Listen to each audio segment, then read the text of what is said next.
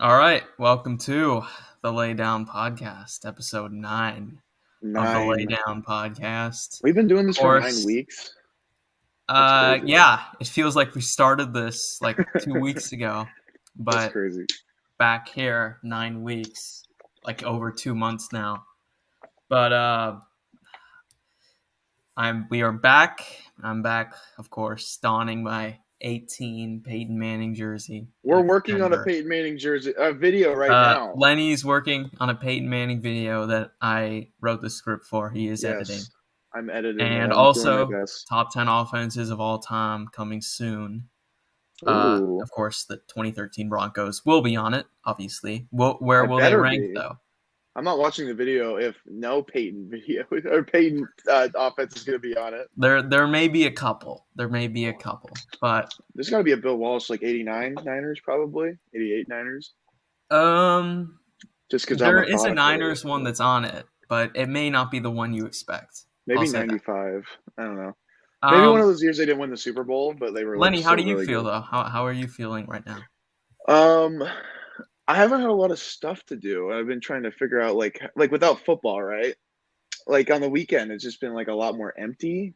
So I've been trying to focus on a lot more personal stuff, instead of like trying to figure out if the Broncos are gonna beat the Carolina Panthers or some stupid game like that. I've been trying to figure out that was a Super Bowl how to fix my actual real life problems. Yeah, I can tell based on your relationships. Oh, shut up! Whatever. All right, enough ribbing Lenny. Let's get back to what we were doing last week, which was going. We have to set the criteria of the franchise for every single team. Oh, real quick, I'm gonna try something out. So I'm gonna do this. Oh, all right, yeah. I think this looks better, but yeah, I'm gonna do this, and then we're gonna talk Buffalo Bills. Lenny, 13 seconds. The Bills. 13 seconds. That's all they had to do. Oh! I thought you were talking about 13 seconds for me to get to talk about it. And they couldn't. I'm excited to talk about the AFC East, actually. There's a lot of interesting There's a lot of really interesting stuff with the AFC East. Yeah, 13 seconds. I think the East and West divisions are honestly more interesting than the North and South divisions. I agree. But we'll get to it, though. 13 seconds, Lenny. All they had to do was stop Tyreek Hill, and they couldn't. Didn't the Chiefs make it look so easy? Like, isn't it just a trip? I mean, okay, enough. You can go watch our recap. We did it after the game about the play and the game as a whole. But the Bills ended up going 11-6. I think they were better than their record. It's weird, Lenny, because statistically, like, they were the best team in football. But yeah, they only won. I think they got unlucky in a lot of games, personally. Like, I think they're over-reliant on Josh Allen right 4, 5, 6. They lost all 6 of their losses, or 5 of their 6 losses were by 1 score. I think there was a little bit of a transition period we saw with the Bills early in the season. In 2020, right, even though Josh Allen was largely responsible for how good they were that year, I wouldn't say that they were like heavily leaning on him, like to the extent they were this year. This year, it was like 90% Josh Allen production, 10% everyone else. And pretty much. I think what you saw was just Brian Daboll. Yeah, sorry, I'm not like really sure how to pronounce his name, even though he's great coach, I think. But he kind of let him. He had the Ferrari parked in the car, right? And he's like, Josh Allen, take it for a test ride. And then like he crashed a couple times on his first couple rides, but as soon as he did it for about like a month or two, I think he started freaking tearing it up and just going like 80 on a 40 mile per hour. Now freeway. He's perfectly in rhythm. I think that's how I describe the Bills' early season struggles and their stupid losses that they took. How do you lose to Urban Meyer? Like, come on, you're too good to do that. You're way too good. He was. But, what's the analogy with the Ferrari on that one? It's like having a Ferrari and getting outraced by a Mini Cooper. That's what it is. But like a Beetle. Yeah, like, or one of those miniature cars that they have in the stores. They did also lose to the Steelers week 1, which is The Not Steelers as weren't. bad. The Steelers weren't as like the Steelers were still like It's still a though. competent NFL team. It was still like a shock. It was like, wait, what? To be fair, I wasn't that surprised. It's week 1. I was Stuff a little happens. surprised. But the Bills, for me, right now, are the Super Bowl favorites entering this season. I don't know. That's a bold statement to say because the Rams just won the Super Bowl, and they haven't beaten the Chiefs yet in the playoffs.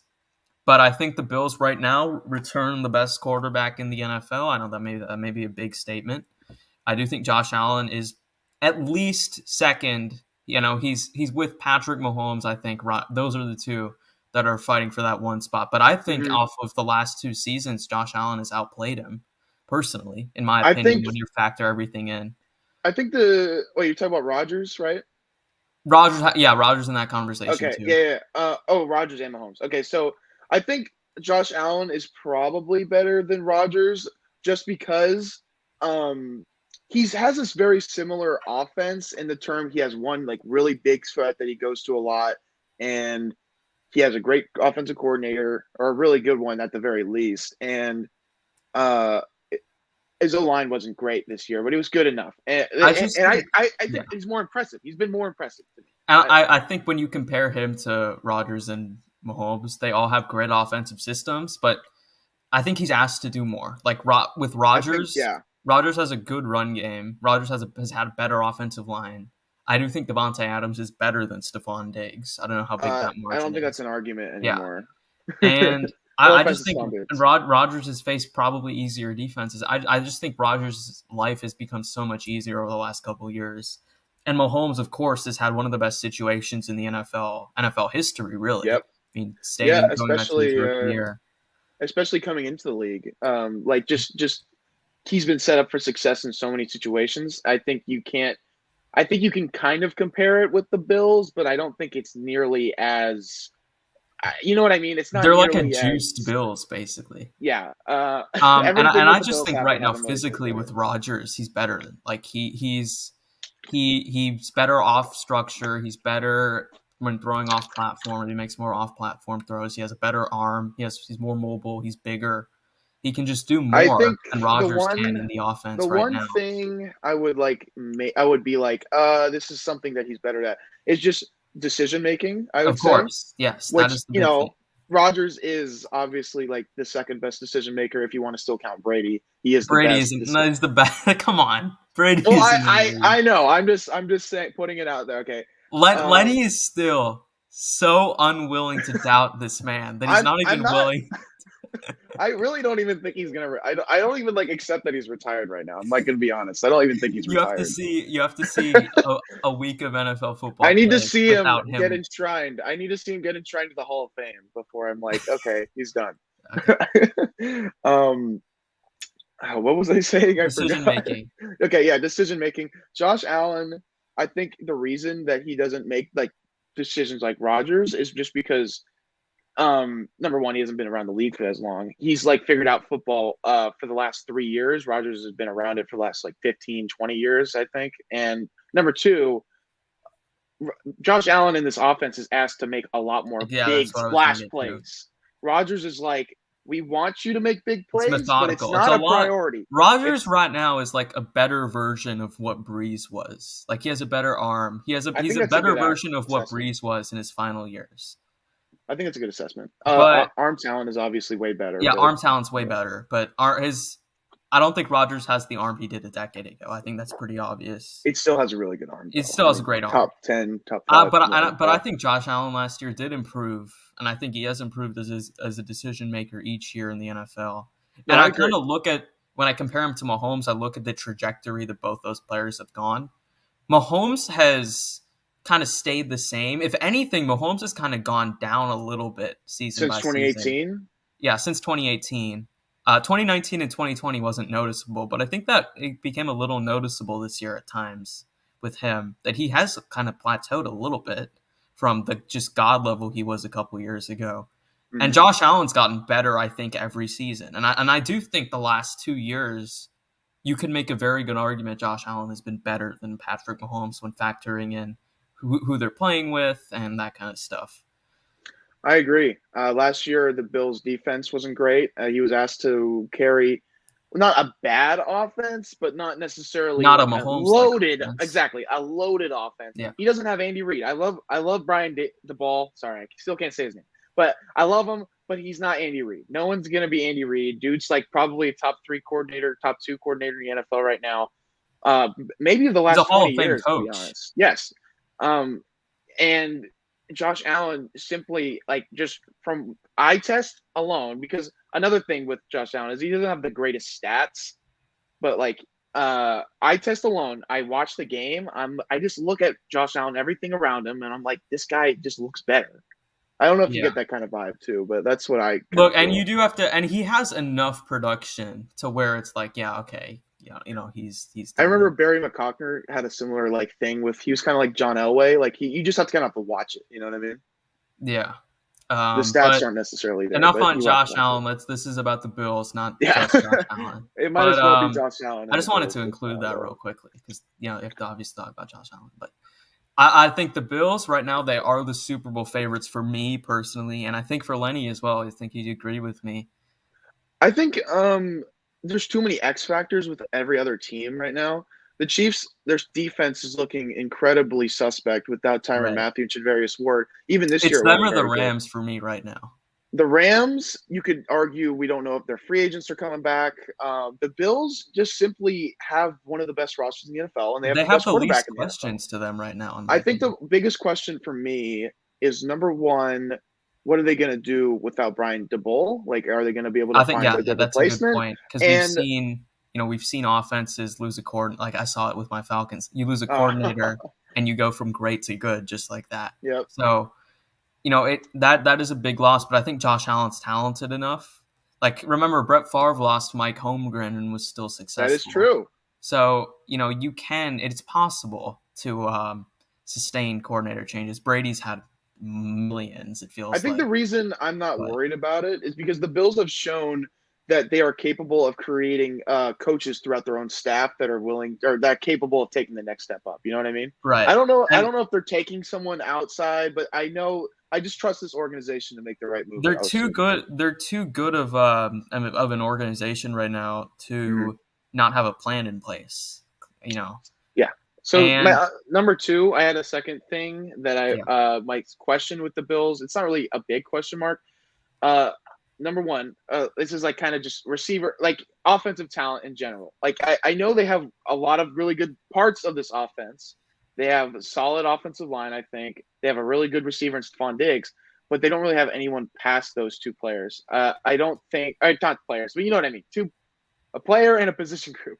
But they need to be able to find a consistent number two receiver, I think. I think Gabe Davis is going to be that guy for them this year. I hope so. And Dawson Knox actually was like a top 10 tight end last year too. I think it's just like – he doesn't have that guy who's going to always be there, like kind of like a Wes Welker, Hunter Renfrow, like Edelman kind of type, where they're always going to get open on third down. Cole Beasley was that guy, but he's regressed now. Yeah, Cole Beasley hasn't been the kind of player that he was in 2020 when he was a second team All-Pro, which was crazy. But he was good that season. He was really good. He really worked in the offense they were doing with Stephon Diggs, but those are my two only questions. Maybe the run game too, which I don't think is that big a deal, but still. I think the one question for this team really is just, and I do think they could use some more, probably in both units of defense and front seven and secondary. But I don't think it's a huge need for them. I think their defense. I don't think so. I think people are overreacting to how bad that Chiefs game was because you got to factor in it is the Chiefs, and also they didn't have Tre'Davious White, and I think had this team had Tre'Davious White last year, they may have ended up actually winning the Super Bowl. It's like people forgot that he got injured. I know. He was the best cornerback in the league, in my opinion. He's their best player on their team besides Josh Allen. Yeah, I think. And he was the best cornerback in football last year before he got hurt, in my opinion. And I'm not a big cornerback guy. I'm not sure. I'll trust you on that, though. He was at least like top 5. So, but. He was awesome, and he's been awesome for them. I think had they had him, they may have actually won the Super Bowl. But of course, that's how the cookie crumbles sometimes. But they are assumedly getting him back this year, so that's good. And Yep. with him, the defense was the best in football, statistically at least. So, I mean, defensive regression, we see teams all the time go from first best defense to 10th best defense just from and they don't lose any players. That just happens sometimes. But, this defense, I think they've been top 10 all but 1 year in the McDermott era. So, really, yeah, I think 2020 they weren't, but I think every other year they've been top 10. So Sean McDermott's a really good coach. I think that's Sean McDermott's a great coach, yeah. and Leslie Frazier's a great defensive coordinator. They've got that Saban Kirby Smart thing going right there. And I think that this team is very talented. They don't have many holes. They've been close. They've been very close to getting to that Super Bowl. I think a big thing for them next year, and this isn't really talking about the team, it's just kind of like talking about how the regular season goes, is they've had to play 2 games in a row in Arrowhead. That is true. Remember, the Colts in the early 2000s lost 2 games in Foxborough to New England. Yes, and then I do know that. Once they got them in the RCA Dome, they won. So I think getting the number 1 seed next year for the Bills should be the priority. Getting the Chiefs in Buffalo is a priority for me. That's going to be tough. It's going to be tough, but I think they should go out for that because yeah, I agree. I do definitely think what has hurt this team at least, is that crowd advantage. And obviously, the crowd, unless you're a Seahawks fan, is not a player on the field, but it can make a 3 to 4 point swing in a game, and in games as competitive as Bills Chiefs games, that can be a difference. So the Bills, they're in one of the best positions in the league right now. Certainly, Mitch just ranked them as the brightest future in the AFC, and that's not crazy at all. I can't dislagree. I mean, I don't disagree with that. Can't disagree. So yeah, I think the Bills pretty good position for sure. So they have $5.6 million in cap space, and they have, I think, all their draft picks right now. What do you think they should go after free agency right now? Like, what is their thing that they need? I would look for some offensive line, probably. Mm-hmm. And then I think they could use I do think they could use another corner. Because once Tre'Davious White went out, we saw they played the Bucs. Yeah, we saw that was bad. And they just got torched in both games. So yeah, I definitely think that those are the 2 positions that they should target. But outside of that, they don't really have that many holes. I'm just going to be honest. Maybe a running back would be a sexy pick, I think, or just like in free agency or a draft pick. But you can draft like late round running backs and get production. Yeah, Devin Singletary was actually fairly productive for them last season. So I think at the end he picked it up. At the beginning, it wasn't great. Yeah. So all right, Lenny. This season. Wait, no, we got to do the thing. Remember? Oh yeah, I forgot. This season. And going forward, is this like middle? Like this is expectation now? Is it going higher? I think they're about middle right now. I think we all expected them entering this year to be a Super Bowl contender, and I think that's kind of where they still are. Yeah. Until they actually win a Super Bowl, or I think until they actually get to a Super Bowl, it isn't going to improve. So people forget that they just went to an AFC Championship game. And they just were 1 game away from basically probably making the Super Bowl. In my opinion, they were the best team in the AFC last year. That's my opinion. But I don't see a big argument against that. I don't disagree. I mean, I think them and the Chiefs. It's hard to argue it because of how crazy things were last year. But I can't not disagree. So you would agree with mid then? Yeah. I would maybe say, since they went 11-6 this year, just win total wise, maybe a little lower. Yeah, a little. It was a down regular season, but I think when you factor in some of the injuries, like the Tre'Davious White getting hurt, that would lower your expectations in the preseason. Yeah. And I did see this team, they had a tougher schedule this year, obviously first place schedule versus second place schedule. So I did see a little bit of regular season regression, but I just think for the Bills, it's just now about getting and winning a Super Bowl at this point. They know they'll be in the playoffs every year. All right, Lenny, let's move over to the New England Patriots. Yes. Of course. They went 10-7 last season. They did. Started off the year 2-4, and Mitch was calling for Belichick. Oh yeah, he made that video. And then the Patriots won 7 straight games, and all of that peaked in the Bills game in early December on Monday night. Mac Jones threw 3 passes. 3 passes, and they won. That was like the low point for the Bills and the high point for the Patriots. I'm going to say that was a good game. People think that was like a snore fest. That was a tough physical game. I really liked it. I'm going to be honest, it was one of the funniest games I've ever seen. It was also pretty funny. But you know what I mean, though. It wasn't far from not entertaining. I just remember people were talking about that. I thought I'd bring that up. Down the stretch, the Patriots, and we've rarely said this about the Patriots this century, but down the stretch they imploded. They got handled by Indianapolis pretty handily. They got blown out by the Bills, or they basically got blown out by the Bills. They got handled by Miami, and then they lost by 30 to Buffalo. And that game, that flattered them too. The Bills could have won by 60 if they wanted. The Bills played a perfect game. Literally a perfect game, bro. That's crazy. Josh Allen played 2 perfect games against them in the span of like 4 weeks. Again, why we think that Josh Allen is probably the best quarterback in football. But we're not talking about them anymore. All right. So the New England Patriots, I think all things considered, they had a fairly successful season. But obviously, the big story with this team is Mac Jones. You know, he's McCorkle. I told you, the long-term Brady replacement, and he did pretty well, at least statistically. He threw for 3,800 yards, but 7.3 an attempt is not bad. Mm-hmm. Had about a 92 passer rating, which is solid. Not a great season, but had a pretty successful season. And considering his best receiver was Kendrick Bourne, you know, that's pretty solid. And I expect Mac Jones to just get better. I mean, I'm not going to like sit here and say he's Tom Brady because there's never going to be a Tom Brady. Like, I'm sorry. If there is a Tom Brady, it's going to come like after this. After Brady retires, it'll come after Brady retires. But I look at Mac Jones and I see a quarterback who has all the skills, the drive, the everything, the situation to improve and just continue to be good.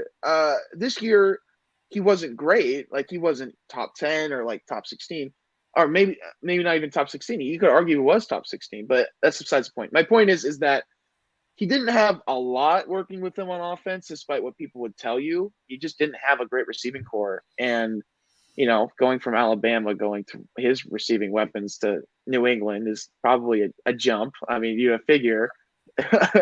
But I'm not like, I don't understand why people don't like Mac Jones. I don't like get it. I kind of get it, like in terms of why people would think the stigma is like that. Like, I think it's just because he's this unathletic white guy.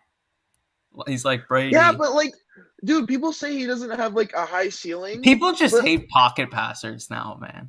I think that's true. I don't think you made a video on it, and now everyone just hates everything you said was dying. So yeah, Mac Jones is like the new age pocket passer, though, kinda. I think he's mobile enough, in my opinion. He's mobile enough to succeed. But Damien Harris had 930 yards and 15 touchdowns on the ground. He was solid this year. 15 touchdowns that's impressive. He was injured this year a lot, but overall, when he was on the field, he was a great player. You know, overall, this team, the defense for much of the season, I thought was the best in football. Kind of collapsed actually down the stretch, but it did. A pretty successful season for the Patriots. I think the big things for this team, I think they're fine along the offensive line. I think obviously they're fine at running back. They'll get Trent Brown back. Fine at quarterback. Fine at tight end. May want to get rid of Jonnu Smith because he's just not worth that contract right now. I think there's a way. Before I forget, Josh McDaniels is now. Oh, that's true. Josh McDaniels. Yep, we'll talk about the Raiders and that impact on the Raiders. But what do you think this impacts for the Patriots? I think that's a good question. You know, because no one's really talking about that. I'd feel a lot more confident had they had Tom Brady instead of Mac Jones. But you know, I don't think Josh McDaniels has been very good the last 3 years. I'll be honest. I think he struggled because I think a lot of the time with Brady, he was kind of just like So he's driving, right? And he's just like halfway through when he realized Brady was good, he's just like, he just like let him drive. And now he's trying to figure out how to start driving. He's trying to figure out how to drive again. I think that is a reason. Bro, what is it with you and driving analogies? I don't know, bro. I just like driving now, I guess. I'm just a driver guy. But yeah, my point is that he's had Cam Newton, which I'm not saying was bad. No, he was bad. I don't know. Okay, I love Cam Newton. I don't like talking shit about Cam Newton, but like he was bad. He hasn't had Tom Brady. He had to develop the system. Like when you have a chemistry with Tom Brady, right, for like nearly 20 years, and then you get to play with Cam Newton as your quarterback, where you have to completely shift the scheme, make it a run-oriented quarterback scheme. I mean, and with someone who just doesn't know anything about your system whatsoever, and then you have to go to you have to change your offense again back to what it was before in like 2005 era, or not 2005, like early 2000s era with Brady. 201 and with a rookie quarterback who doesn't know anything about the system, I think you're going to see a noticeable decline in in play calling. I think it's just natural to see that. Yeah, but I saw a decline even in Brady's last year. So I just don't think he's been very good. Like, I understand that, but I think even despite that, he could be better. Like, it feels like the guy did not watch any Mac Jones tape. I'm going to be honest. No, it didn't feel like that. Because all of this stuff, like all the RPOs that Steve Sarkisian was running at Alabama, he just wasn't doing that stuff. And so do you think this is like a good or bad thing that they got rid of? I don't know, because they still haven't named a replacement yet. And knowing Belichick, he may not even name a replacement. He's just going to be the OC. 17 different guys every game just to keep the defense guessing. But I think Bill O'Brien is the most linked to the job. But at the end of the day, I expect it to be the same Earhart-Perkins scheme. So, that is worth noting. But I think for the Patriots, you got to rely on some Mac Jones improvement from year 1 to 2. Otherwise, that's a little concerning. But I think also you've got to sign a receiver, at least one receiver. I think you also have to pay J.C. Jackson too. Oh yeah, pay J.C. Jackson. He's maybe the best corner in the league. I think he is the best corner. And you can't go into another season with Kendrick Bourne as your receiver one. Kendrick Bourne had a pretty good year, but Nelson Aguilar, Derek Carr product, by the way. He is not, and he is not a receiver one. No. He played for wide receiver 4 and 3. He's like a decent wide receiver 2, in my opinion. Hunter Henry's like the receiver 1, to be honest. You know how I feel about tight ends. Yes, tight ends as your number 1 receiver is never good. Unless you have like Gronk. I'm not a huge fan. Yeah. And you're Tom Brady. And I also look at like Hunter Henry himself is not an elite tight end. No, he's not an elite talent. He's not like amazing. And defensively, I think they've got to get a little faster. And I do think they've got to get better in run defense. And I do think they could maybe use another corner, which is weird to say. But considering, the quarterbacks that they'll be facing, Burrow, Lamar, Allen, Mahomes, you got to be able to stop these guys. And I think they've got to invest a little bit more into secondary, especially considering, Devin McCourty is getting a little older now, and he's still playing great, which is weird to say. I don't know what it is. Safeties don't usually last this long. But his retirement is coming soon, so. Yeah. I think the Patriots are in a pretty good place as well. I don't consider them on the same tier as the Bills, and I think that's pretty obvious. But I think with a couple moves that they could be a sneaky, AFC contender maybe. They have I would say this season was also mid for them. I think this was up for them. I think going into the season, there were a lot of people who didn't really, number one. Maybe upper mid. That's what I'd say. Okay, that's fair. But I think they're headed in the right direction for a post-Brady era. They have the pieces in place where I look at this and I'm like, yeah, they can make this work. They just have to do a couple things. They have to rearrange. I don't know what they're going to do with Nelson Aguilar, bro. They gave him so much money just for him to be, terrible. I mean, I don't know what they're going to do with these contracts that they paid, so much just to do nothing with. Aguilar and, what's the other? Jonnu? I mean, they paid so much for that. one thing real quick. Matthew Judon, dude's a freaking stud. Oh yeah, that was a great signing. That was a great signing. I just thought I'd mention him real quick. They got to figure out these contracts because this is going to start weighing on them like late. You know what I mean? Like as Mac Jones starts to develop, he's going to get his like 5th-year deal or whatever, and he's going to have to take this big contract. Like these contracts are going to start maxing up for the Patriots, and if they're not getting any production out of these players, I got to ask, like, what are you going to do about it? Like that's a fair question, I think. Yeah, for sure. Moving on to their counterparts in South Beach, the Mommy Dolphins, who have had one of the most hectic off seasons. The off season barely even started, and they just freaking blew it up. It was crazy. It's been like 2 weeks, and they've already, they're already making headlines. Yeah. I'll let you start off with one of the bigger headlines. Brian Flores is out. Mm-hmm. We're not going to get into any of that stuff. Any politics about it. But they hired your guy, Mike McDaniel. Mike McDaniel. What are your thoughts as a Niners fan? Mike McDaniels is a really smart coach. I think he has that kind of players thing where players are going to like him, which you like to see from a coach. You just like to see that kind of attitude because there's a lot of coaches in this league that get hired that are really good minds, but aren't like good people. You know what I mean? They're not great people. Like right. Brian Flores I think Mike was cool another Brian. Yeah, he's cool. Brian Flores was an example of that. Not saying he's a bad coach, but that is an example. That is why they got Mike McDaniels. He's a big, like, cool dude. He's a cool dude. Brian Flores is very like we want to win right now. We want to win. Like, like right in your face. Like, we're going to win and we're going to pound it. And you know what I mean? Like, Mike McDaniels is more chill. He's an offensive minded coach. I think he's kind of like the polar opposite, not in terms of like how bad or whatever, but like in terms of they didn't want to have Brian Flores again. So they kind of got like the polar opposite version, I think. That's interesting.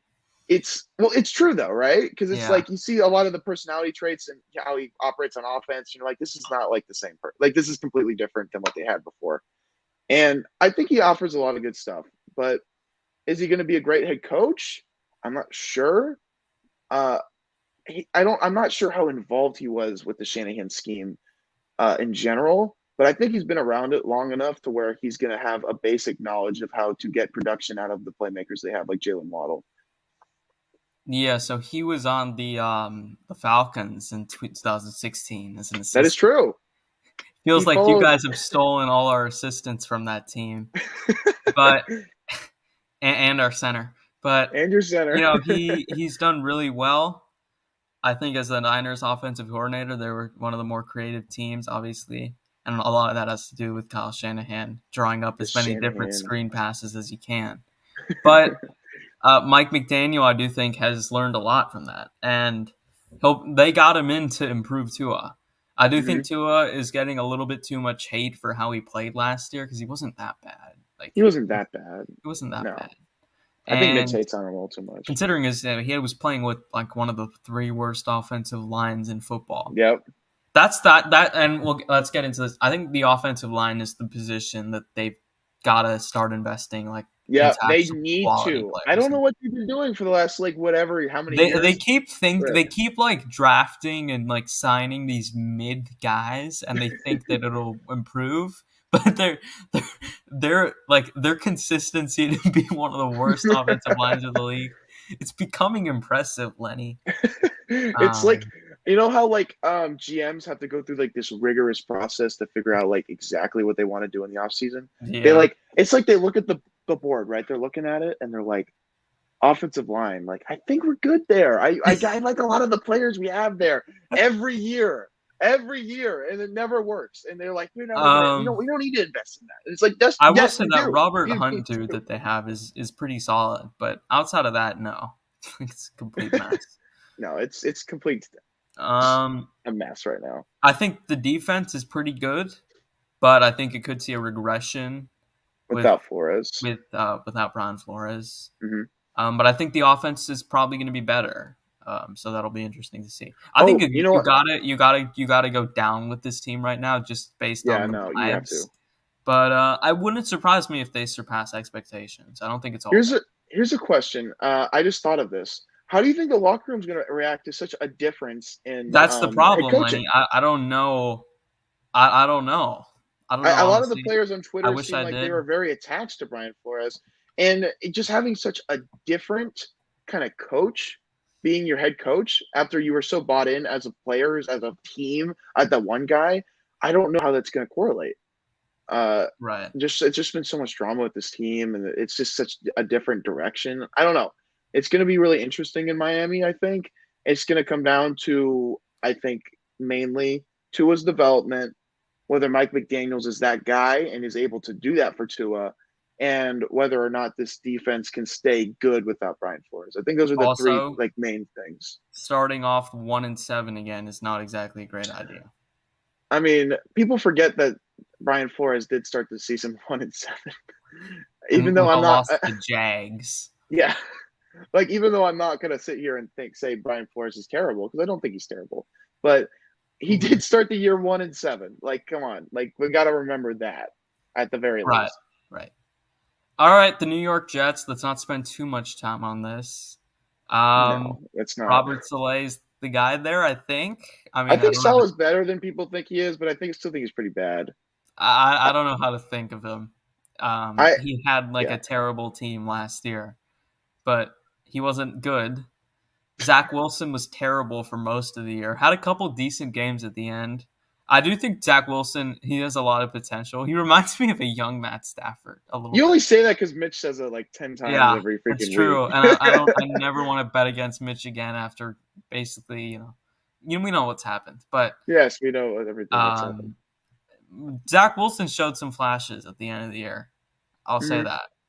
I still am not nearly as sold on him as I was pre-draft, but I think the difference between a Zach Wilson rookie season and a Tua rookie season is I see where this could really go well. You know what I mean? I'm oh wow, this could go somewhere if they figure this out.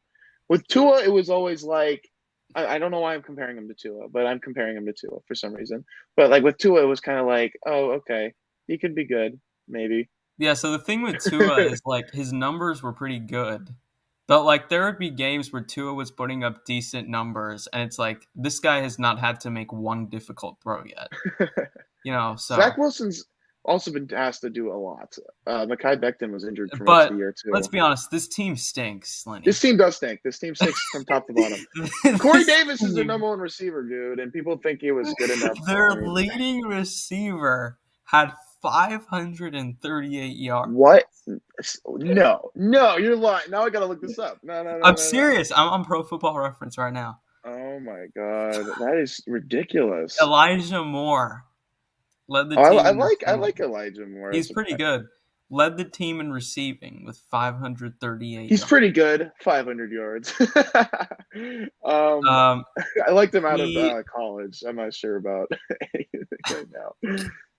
I didn't watch the Jets this year. This team is not very good. I'm just going to be honest. The offensive line sucks outside of Becton. The receivers are a little, their leading receiver at 500 yards. I don't know what you want me to say. Their best running back is blank. Kevin Coleman, bro. I told you how bad Kevin Coleman is. Realistically, it's probably Michael Carter. But they did a freaking running back rotation. It was really weird.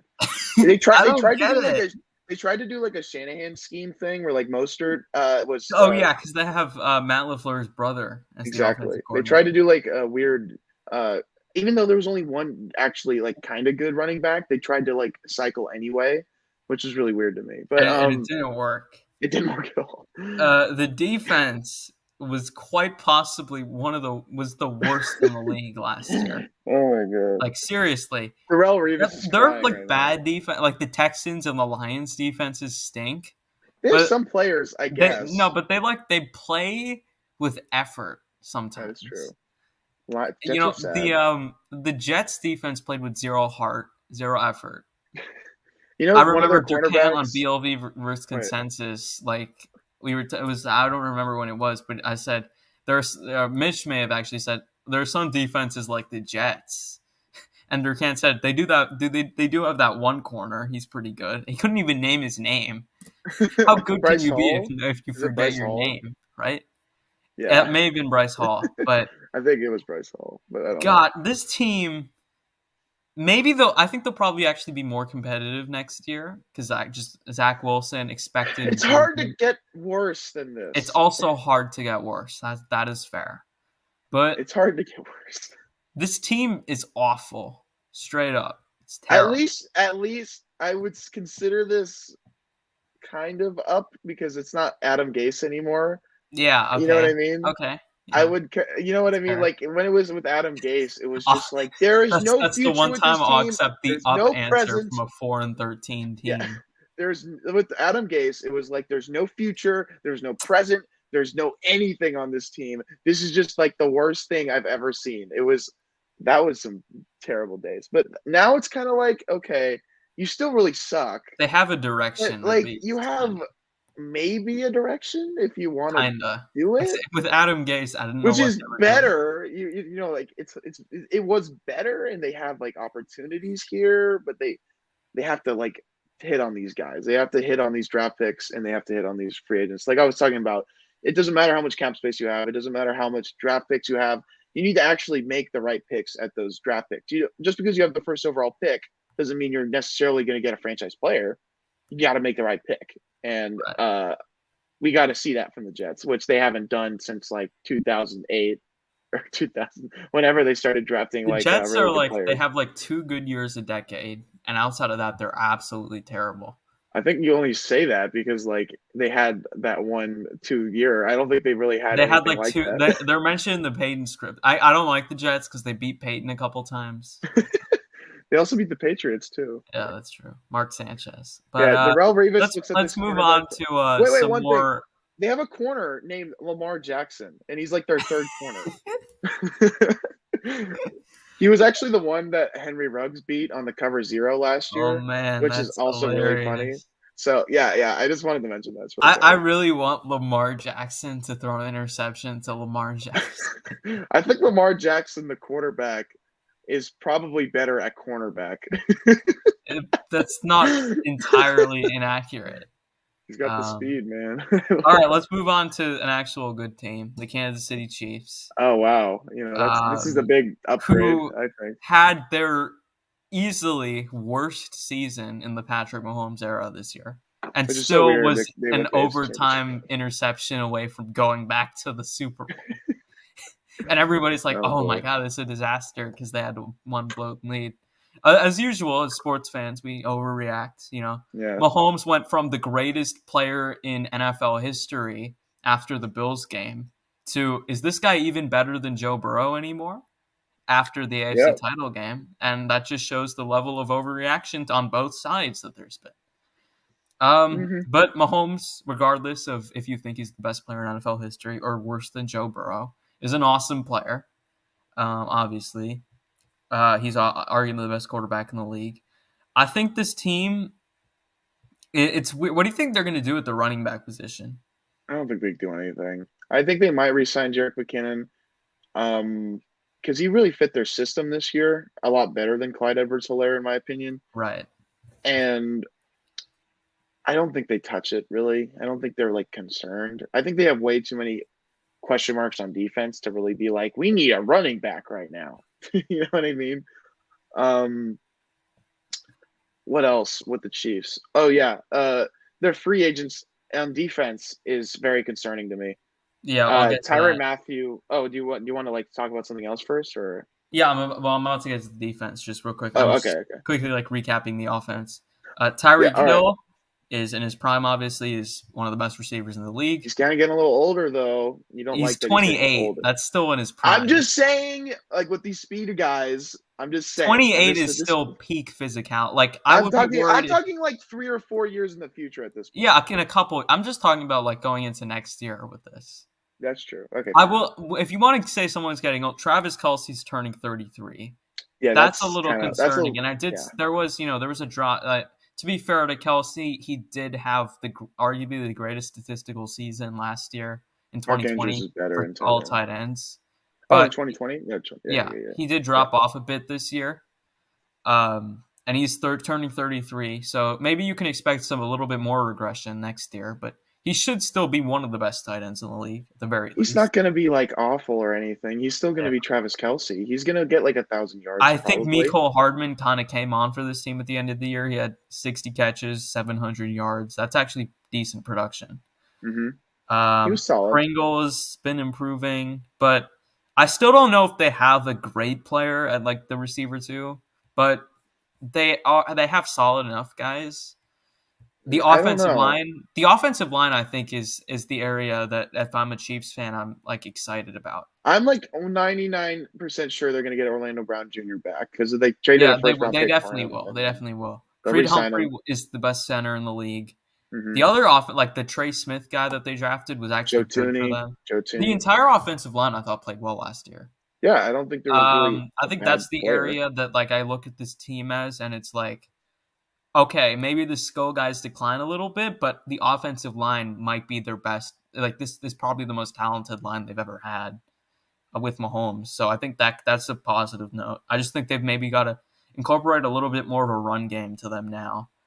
But defensively, yes, you're right. They have a ton of holes right now, and the free agency is huge. So if you want to get into that, you can. Okay. Javarius Ward is a very underrated corner in the NFL, and for how much he does for the Chiefs, I understand that he's really grabby and he like really just is. All of their guys are, to be fair. Yeah, I know, but like I understand like specifically because he gets a little hate for it, for being so physical. This Chiefs defense without Javarius Ward, he has to do so much. He usually is man-to-man on like their best receiver almost like 90% of the time. He's the guy covering Chase. It's exactly every single time. And I'm going to be honest, they don't have anyone else that I think can even replicate something like that on the team right now. Like in depth chart, I'm like, I don't see anybody who. How's can their cap close. Looking? It's bad. It's not good. It's not good at all. Jesus Christ. It's not like bad. They like do have one of the GMs that can like manipulate it. To be fair, it's not like Packers bad right now or Saints bad, but it's not like it's not like. For the Saints, is it ever bad for them? Okay, let me look it up real quick. Anyway, they're also losing Tyrann Mathieu in free agency. Most likely. I don't think he's going to play with this team again. And okay, so they have $14.5 million. The only reason I say it's bad is because like they need to sign these guys bad, and they need to also get the left tackle. I forgot how to forget his name. Orlando Brown. Yeah, Orlando Brown. They have a lot of free agents. They've gotta I think they gotta attack pass rusher.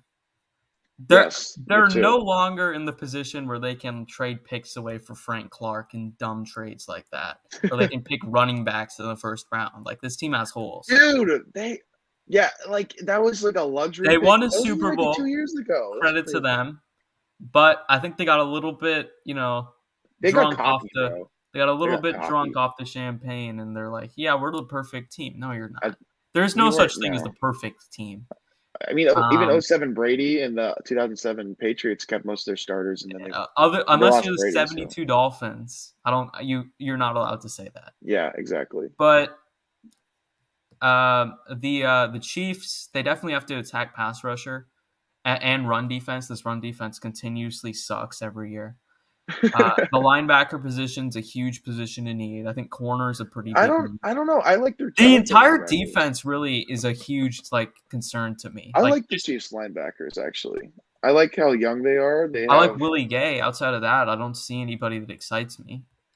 I'm not like okay. The way I'm explaining, I think I'm going to explain it is that with their secondary and how it is, I think that the players that they have are good enough to where you don't like you'd like to have because they're young players, and you're like I'm cool with that. But like the thing that scares me, I guess, is that they're about to lose Tyrann Mathieu, and I don't know if they're going to start asking linebackers to start covering nickels and stuff, or slots, which is the only thing that could really concern me. But I mean, like it's fine. You don't need like an elite linebacking core or anything. It's good, I guess. Fine. So yeah, I just don't think the defense is that talented. I'll be honest. No, it is outside of Chris Jones. He's the only like actually good player right now that is currently on the team. Juan Thornhill's pretty good at safety. Yeah, he's solid. But I don't know how much. Yeah, right now, like they do have Bieniemy coming back, which is a good thing. They have Spagnuolo still at defensive coordinator, which is a good thing. But it's just kind of mid for them, honestly. Like, they're in this phase now with Mahomes where they're going to be a contender every year. The fear is that they become the Packers or the Seahawks, and they just never win another Super Bowl. But this team has built up. They've shown that they'll be aggressive, which the Packers didn't show. And I do think that this team will be a contender for as long as Mahomes is in his prime, really, because he's in his prime. And so they're just in a mid position where they're contending every year. They can absolutely win the Super Bowl next year. They can absolutely lose in the divisional round to the Bills or the Bengals or the Ravens or someone like that. Depending on the matchup, I might even say wild card. Like, I'm just going to throw that out there. They may go one and done, or they may win the Super Bowl. It just could happen. We don't know right now, but we don't know. We don't know enough about these teams to make accurate estimations. But I think I'm pretty confident. I'm confident they're going to be good for a long time. The Chiefs will be playing late in January a lot. So yes, it's like, I guess the only thing that concerns me right now is that they have a lot of holes and they have free agents that are going to create new holes that they don't necessarily have the capital nor the cap space to. And the Mahomes contract is starting. And the Mahomes contract is starting to pile up. So it's not like you can backload that forever. I mean, I guess you can, but like they had a guy on a rookie contract. Yeah. It's a little scary in terms of like best team in the NFL. You know what I mean? Kind of caliber. But like, I'm not. They're still in that conversation. Exactly. But like, I mean, like the dominant like 2020, where it was like, okay, is there anyone better? Like, really? I mean, I don't think so. Until the Super Bowl, obviously. I've never felt that way about them, though.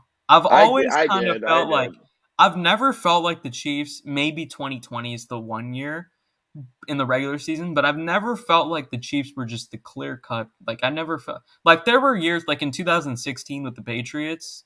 I kind of thought like, yeah, they're a league above everybody else. Now the Falcons ended up pushing them to the absolute limit, so maybe they weren't in another league with the Falcons. But I did feel throughout that regular season that they were a level above the rest. And I've never felt that way with the Chiefs. I've always kind of felt, even the year that Mahomes threw 50 touchdowns, even the year they won the Super Bowl, I've always kind of felt like, this team is certainly beatable. That's just because their defense has been very beatable, as good as their offenses have been. So, yeah. The Raiders proved that in 2020. Speaking of the Raiders. Let's get into the Raiders, Lenny. I'll let you just talk here, and I'll add in at the end. Okay. Well, Raiders are going through a very interesting point at this point. This is a crossroads. This is going to basically determine the next, I think, 5 years, next 3 or 4 or 5 years of this franchise. Prime, basically. Derek Carr is 1 year left on his contract. You got to figure out how much you want to pay that guy.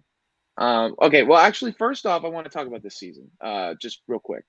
Sure. I think this was the best season the Raiders have had, the second best season the Raiders have had in 19 years? Or is it 20? Pretty 2002. Pretty much the 19 years. 19 last 19 years. This is the second best season that they've had in the last 19 years.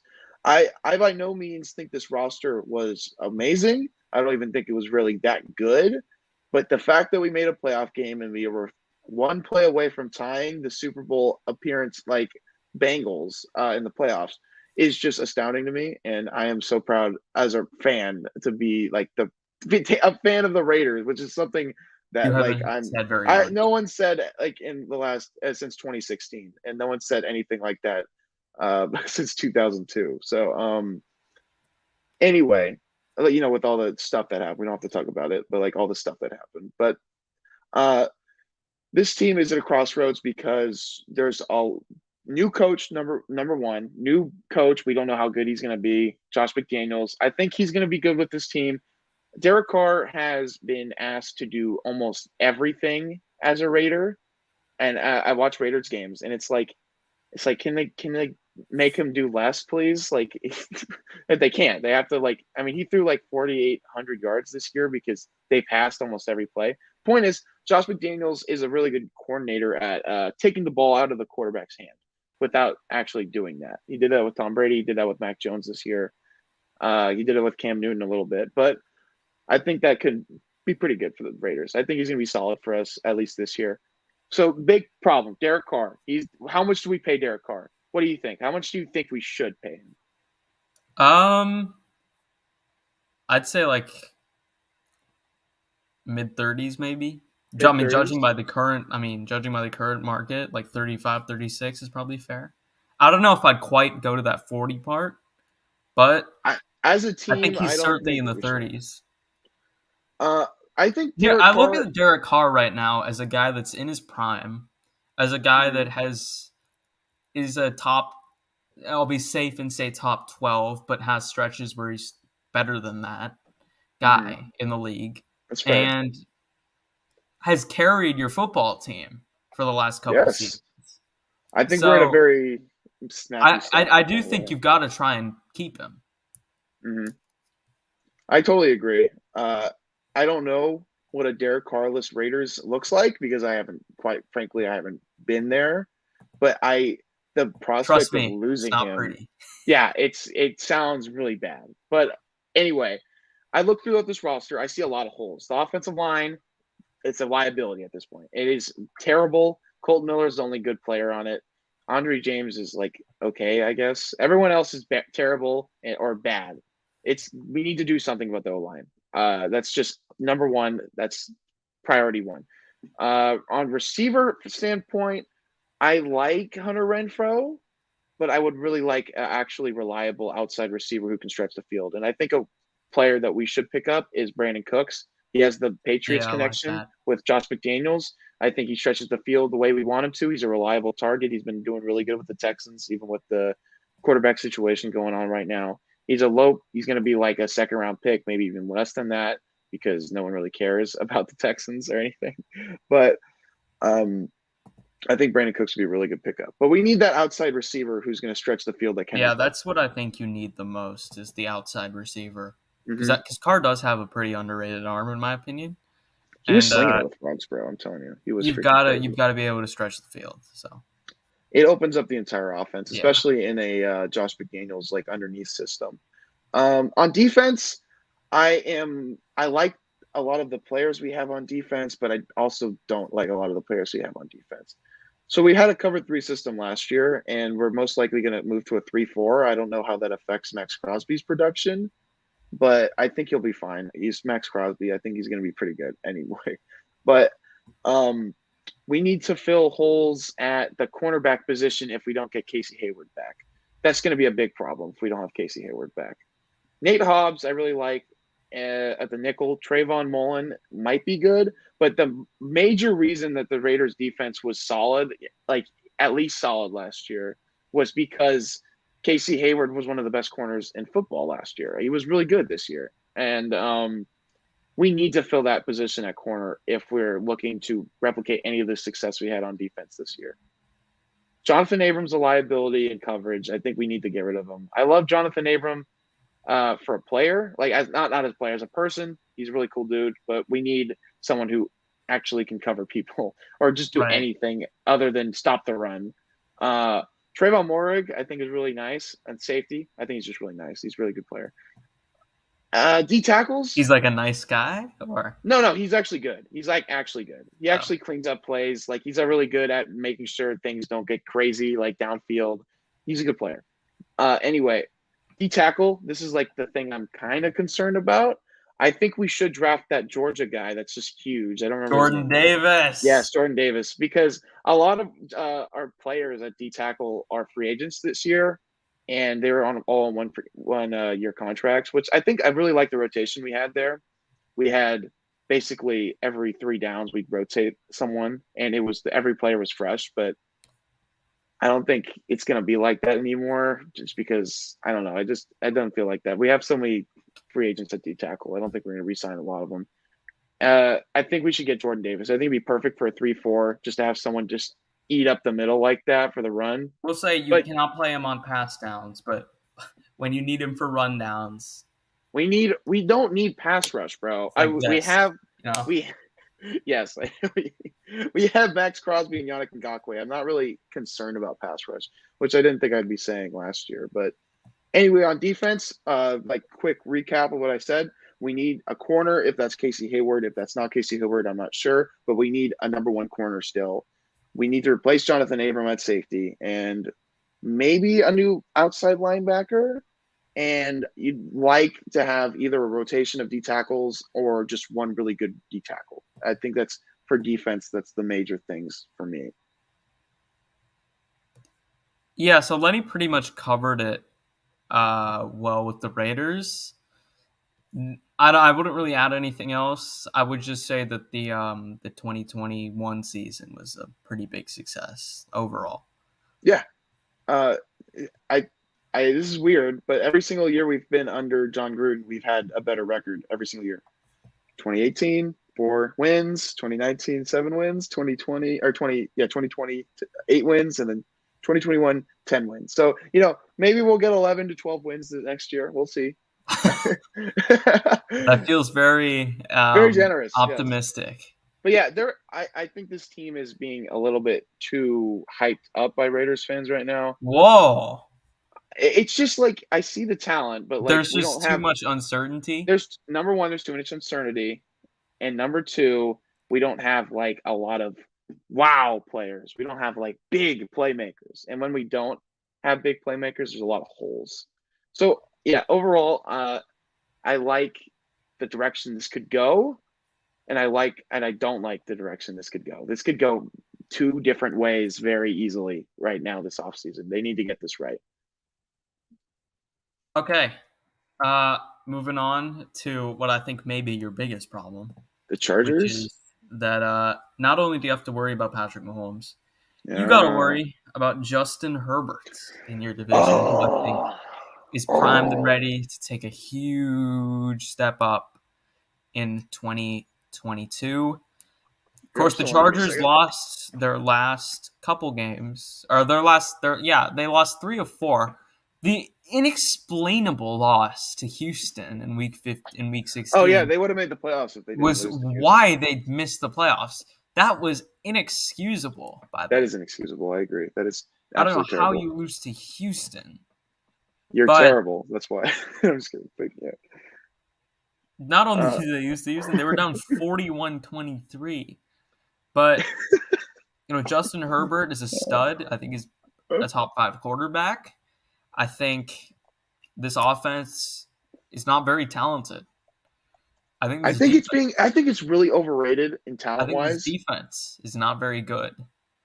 I think this team is absolutely carried by their superstar quarterback right now. And I have no reason to believe that that's not going to continue in 2022 because Justin Herbert's an absolute stud. But this team they need receivers badly, and Mike Williams is a free agent. They need a tight end. It's weird because people think they do have really good receivers. Like it's a top 10. Keenan Allen isn't good. He's not very good. He's fine. I don't like. He's not a receiver 1. No, I don't think so. Not at this point. People think he's like top 10 though for some reason. I don't get it. I don't know why. I think people see. Oh, his name is Keenan Allen, and he put up 1,000 yards this season. Oh, that must mean he's good. But I know when you watch him, can't run deep. Dude, Nate Hobbs freaking locked him up for 2 games in a row, bro. He locked him up. Come on. Nate Hobbs, bro. I love Nate Hobbs, but come on, dude. You're a number 1 receiver. You have to beat Nate Hobbs at least one time against 2 matchups, bro. With one of them of the playoffs on the line. You can't just not show up against Nate Hobbs, bro. I'm sorry. Sorry. All right, so I would definitely say that the Chargers need to improve. I think their offensive line's pretty good, but I think their defense needs some work, a lot of work actually, and their offense needs a lot of work.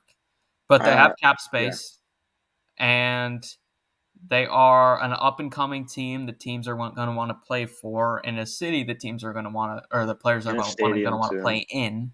Mm-hmm. Stadium that just hosted the Super Bowl, and maybe their crosstown neighbors, the Rams, really kind of winning the Super Bowl. Maybe that'll motivate them to do better. But Chargers, I think, are certainly a team that is on the rise. I would say it's an up for them. Yeah. I look at what they did last year. They won like 4 games or something. It doesn't even feel like that's the same team anymore, right? I mean, they were an absolute joke. But it felt like they were better. They felt like they were better. That's what I'm trying to say. Like last year, they were like an absolute. They were one of the 7 best teams in the AFC. In 2019, I remember people was it 2020? Sorry. In 2021 was this year. 2020, people were like comparing the Chargers to the Falcons and choking. Do you remember that? Oh yeah, that's still a thing too. It's still a thing, but like my point is that people actually thought this team was pretty good this year. And last year they were comparing them to the Falcons, which won like 3 games last year. So, yeah, they obviously got better last season. I think the problem on offense right now is that the cogs don't like mesh. I don't think it's like a good fit. I don't know. It's hard to explain. Well, Herbert's like he's this huge arm, and they don't have deep threats. Exactly. Mike Williams can't get any separation when he does go deep. So he's basically just a jump ball receiver. He's good in the red zone, but like Keenan Allen, despite what people think, isn't that good anymore and isn't consistently getting open either. And when he does get open, it's intermediate. So it's not like you're making any easy throws for sorry, they're too conservative, man.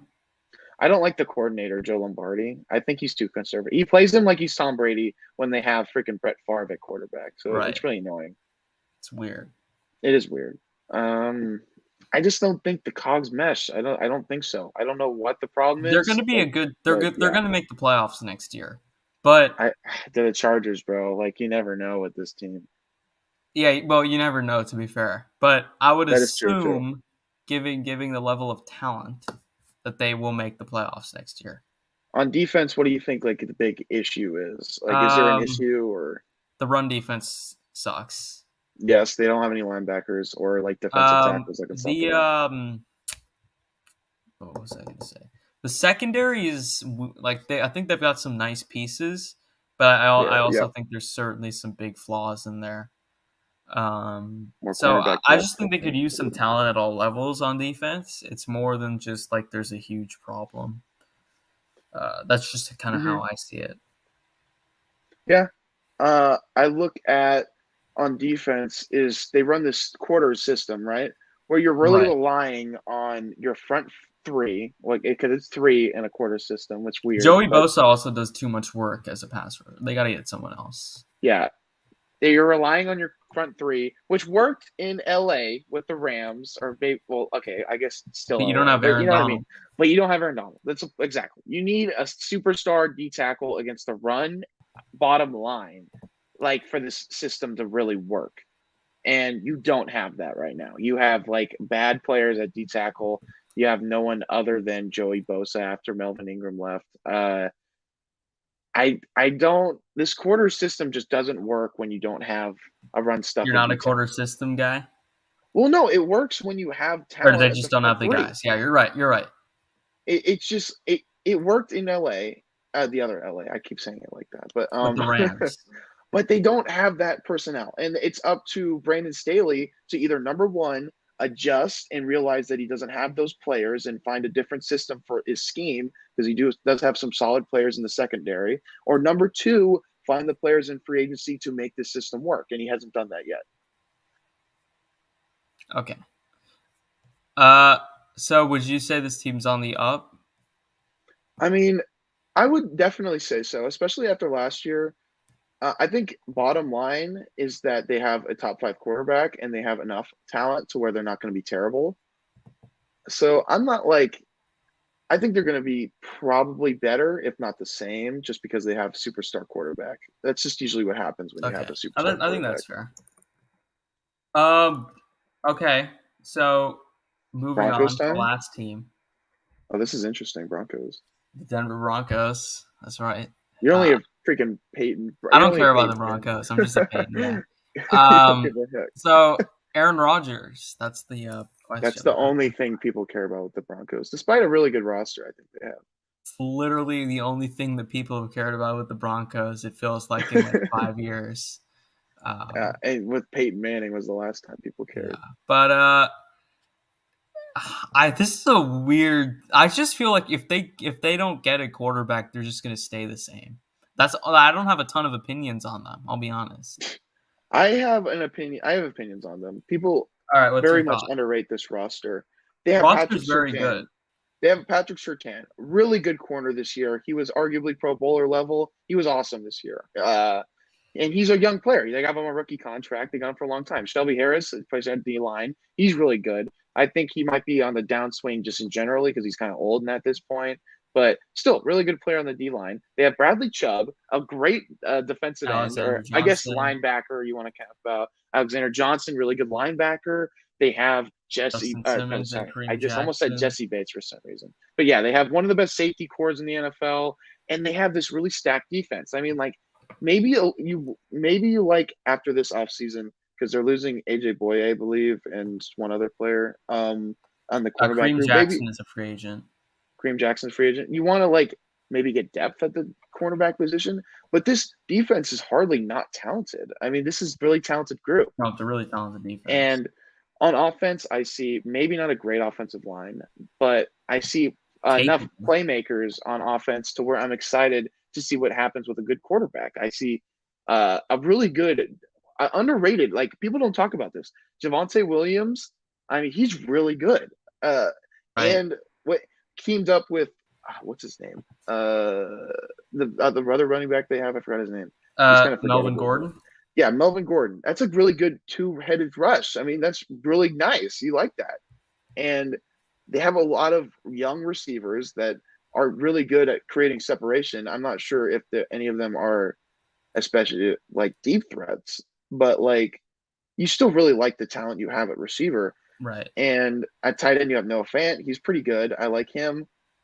And I guess the only real place I don't really like is quarterback and O-line. And that's like not that hard. O-line's to like okay. Out.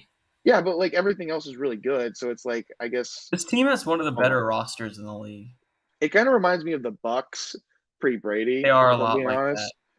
They got really unlucky this year in some games because their quarterback. Or the Broncos before Peyton.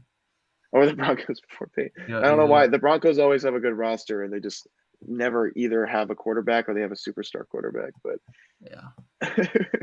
But yeah, that's what I think. I think the Broncos are just really interesting to me. Like, I know you don't think they have a lot of opinions about them because I'm just like Barry, bro. I just see this team as the worst type of team in that they're not bad enough to get a top pick, but they're not fun to watch. So you're not like, oh man, future is so bright, and you're no. I mean, if they get a quarterback, obviously they're a Super Bowl contender. They're a stacked roster. I agree with everything you said, but I'm just not that interested in this team. Like, if they just roll out with Teddy Bridgewater again.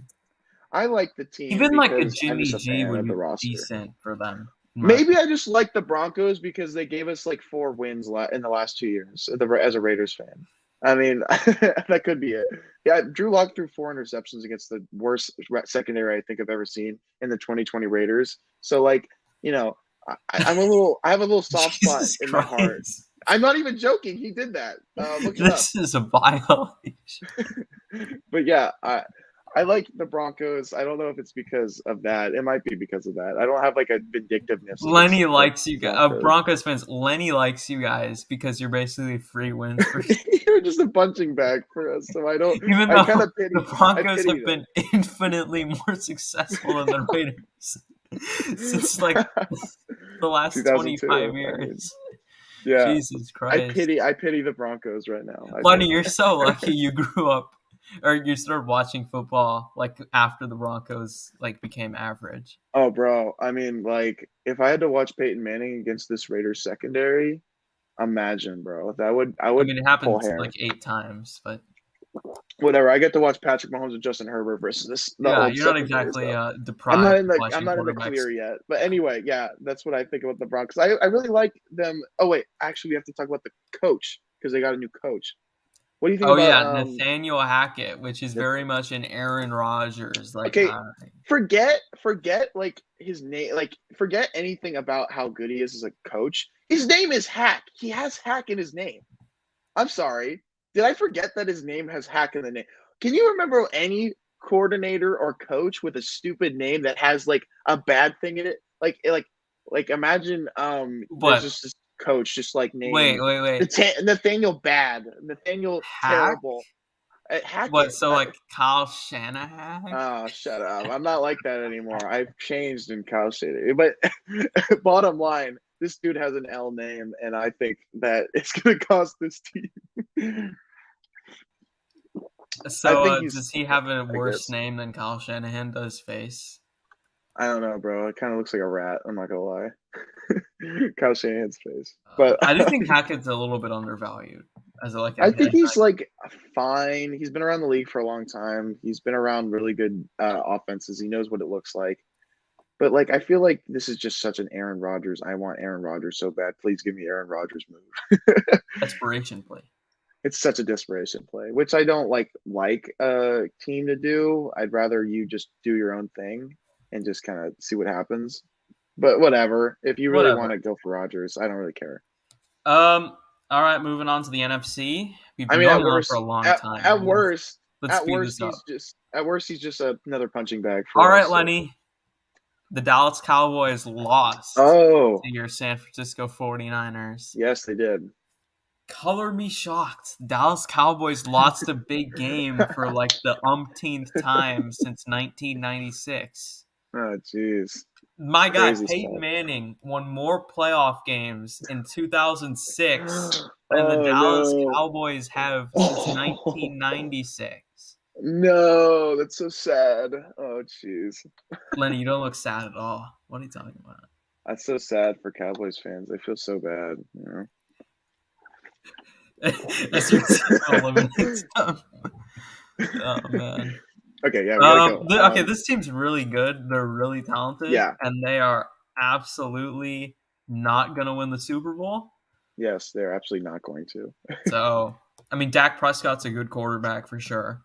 Dak Prescott's overrated because he's got Kirk Cousins syndrome, and I think ever since he got the injury, he just isn't as willing to throw it downfield as much as like, especially with how talented his receiving core is. I'm trying to like condense everything I'm saying. I'm trying to condense it now because like we're time limit here. But yeah.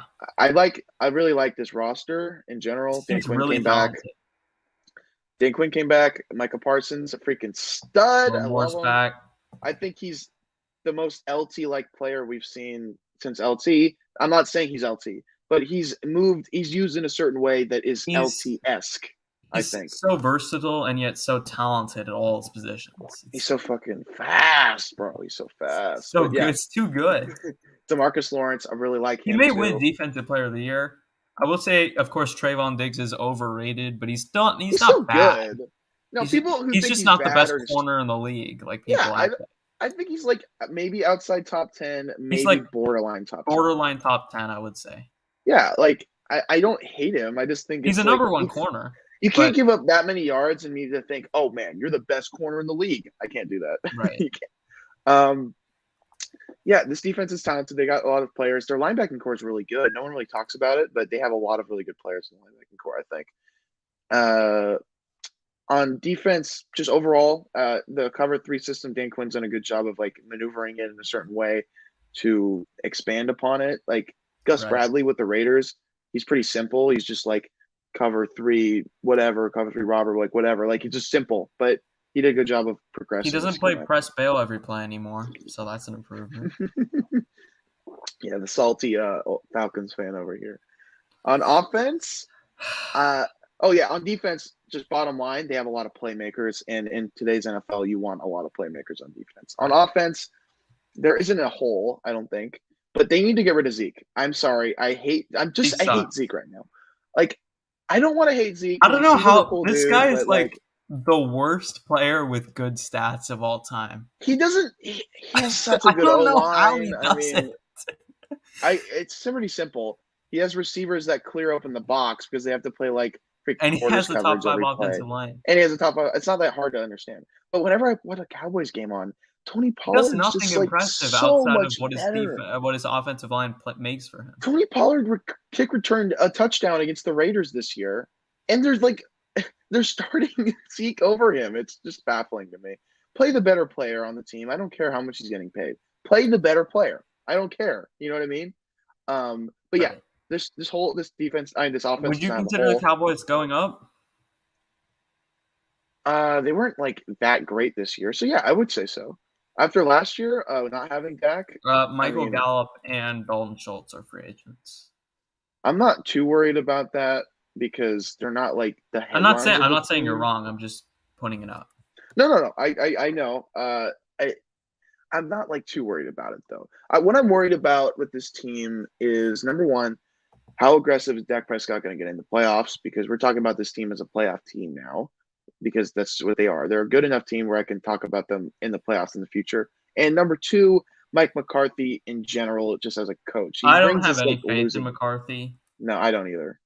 He has this like losing culture, bro. I've had zero faith in him since the 2014 NFC title game, when he basically decided to go for field goals twice at the 1 yard line. I wasn't around for that, but I think the Packers should have won the Super Bowl that year. But when this guy hasn't had Aaron Rodgers playing like a god in the playoffs to carry him, he's a very shaky coach. In big spots. Freaking quarterback draw, bro. Quarterback draw. That was one of the worst play calls ever. I was so happy when I saw that as a Niners fan. I Bailed was like, out what? Kyle Shanahan. Bailed him out. Yes. We'll talk about the Niners later. But yeah, so Cowboys, that's kind of, there's not a ton to talk about with them right now, honestly. They're a similar roster next year. They have the same coaching staff. They'll be a similar team next year. I think there's a possibility they dip. Like coaching, they get like familiar. I will say get familiarized with it. They've been they were very fortunate that their division was absolutely awful last year. Yeah, I do think they were only 6 and they were I think 6-6 against non-NFC East teams. I still think that when you look at the Cowboys, you saw a talented team though. They were a good team. They were a good team. Yeah, even though their record was definitely inflated. Okay, next team. I have zero faith in them in big games. That's just my problem with them. And until they prove me wrong, they don't have to win the Super Bowl, but until they prove me wrong and that they string a couple playoff wins together. Dude, I'm sorry. Part of it is because Dak has Kirk syndrome, bro. He just doesn't go downfield when he needs to. I'm sorry, he just does. Kirk syndrome. I'm calling it Kirk syndrome now. I'm calling it Kirk syndrome. I coined it. Jalen Hurts certainly does not have Kirk syndrome. Oh no! This is different. This is definitely the Philadelphia Eagles were one of the worst playoff teams I've seen in years last year. Didn't we just see the Bears and Washington make it last year? I don't know how this is happening consistently. And the Steelers this year too. God. Yeah, it's sad.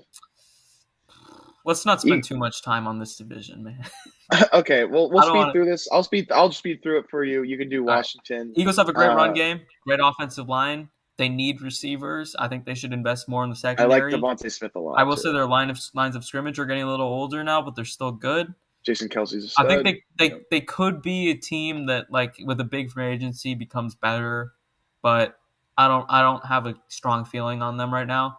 The Giants, I think they're going in the right direction, but I think it'll take at least a year for them to get their full culture kind of established before they got to figure out what Daniel Jones is. They got to figure out if they want to keep him or they want to move away. That is going to be the big thing moving forward.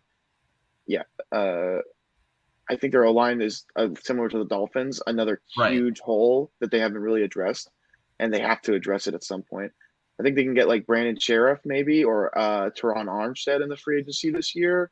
I think those would be two really good pickups either way, whichever they want to do. And Ryan Jensen as well. And Ryan Jensen. They have opportunities here to make big splashes in free agency for offensive line. And I think if they do that, and they'll be fine, I guess. Maybe. I don't know. Joe Judge is pretty terrible. They can improve. But I think it'll take at least a year. This was definitely a bad year for them, though. And then Washington is a good roster without a quarterback. And unless they get a quarterback. And an overrated coach, I would say that. Ron Rivera. Yeah, but unless they get a quarterback, I don't see them contending for anything. So no. Ryan Fitzpatrick was supposed to be their starter this year, but then they kind of just threw Fitzpatrick should just retire, man. I think he basically is retired at this point. I mean, did you see the thing with Brady not go or make? Did you see him in the Bills, bro? Did you see him in the Bills game? He's all in the freaking crowd. I love Ryan Fitzpatrick. He's an NFL legend as far as I'm concerned. He beat Tom Brady enough times for me to consider him an NFL legend. Yeah, Washington, really good player. Really good team, but like similar to the Broncos, they don't have a quarterback. They're pretty much the Broncos, except the Broncos Their have an secondary sucked unproven head this year, coach. bro. The Broncos, not the Broncos. Sorry, the Washington secondary sucked. Like it was terrible. It was really bad this year. That is their other problem they have to figure out, but not big problem. Okay, NFC West time. The actual all right. This is the division division I want to talk about. Rams. We don't have to talk about the Rams that much. Let's start off a little different. Let's start off with the team that I still over 7 years later cannot believe did not run the ball at the 1 yard line of Super Bowl 49. All right. Let's talk you about have the Marshawn Seahawks. Lynch, you have Russell Wilson, and what are you doing? Run the ball. Come on, bro. As Barry Mccarthy would say, Tom Brady willed them to not run the ball. Yes. He's just got into Pete Carroll's headset. He's like, so better pass the ball. No, I won't make fun of Tom Brady here. He was actually awesome. He was really good. I mean, that was the Legion of Boom. Enough about the 2014 Seahawks. Yeah, that was 2022. I mean, I'm sure Seahawks fans probably wanted to keep talking about the 2014 Seahawks because the 2021 Seahawks, whatever they were supposed to be, they were absolutely atrocious. See, okay, so like we've been saying for years, they beat the Niners twice. God. Yeah, I hate the Seahawks, bro. As a Niners fan, I hate that. Okay, there's not any team I really hate right now, but the Seahawks are a team that legitimately. You hate Russell Wilson. You hate Pete Carroll. I don't hate the players. I just hate that the Seattle beats us every year. So, therefore, I kind of hate the players. But anyway, you hate the team. I hate the team. I hate the Seahawks logo. I hate their fans. I don't hate the players, I guess. I hate Jamal Adams, actually. Never mind. Anyway, the Seahawks team is a product of Russell Wilson. We've been saying it for 3 or 4 years at this point that they're the dam's going to break eventually. And it finally broke. I think it's just as simple as that for how good they were. Russell Wilson's got to get out of there, man. I think if he wants to be I want to squeeze out another championship or another run, he's definitely got to get out of Seattle. He's only 32 or 33. I'm not sure Pete Carroll is capable. He's got another roster together. 4 or 5 really awesome years left in him, I think. Yeah. And I think it's really stupid how people think. Look, this guy has to realize eventually that I've been getting better throughout my career until my 6th or 7th year, and then I've stayed in the elite level. Okay, so this is Russell Wilson, right? He's going up, and then this is the roster. It's just okay. Yeah, I'm not doing it right, but that's what happened. His first 3 years, he was a really awesome game manager, and they made it to 2 Super Bowls. They won 1, and in the last 7 years, he's been one of the 5 best quarterbacks in the NFL over that span. It's really interesting.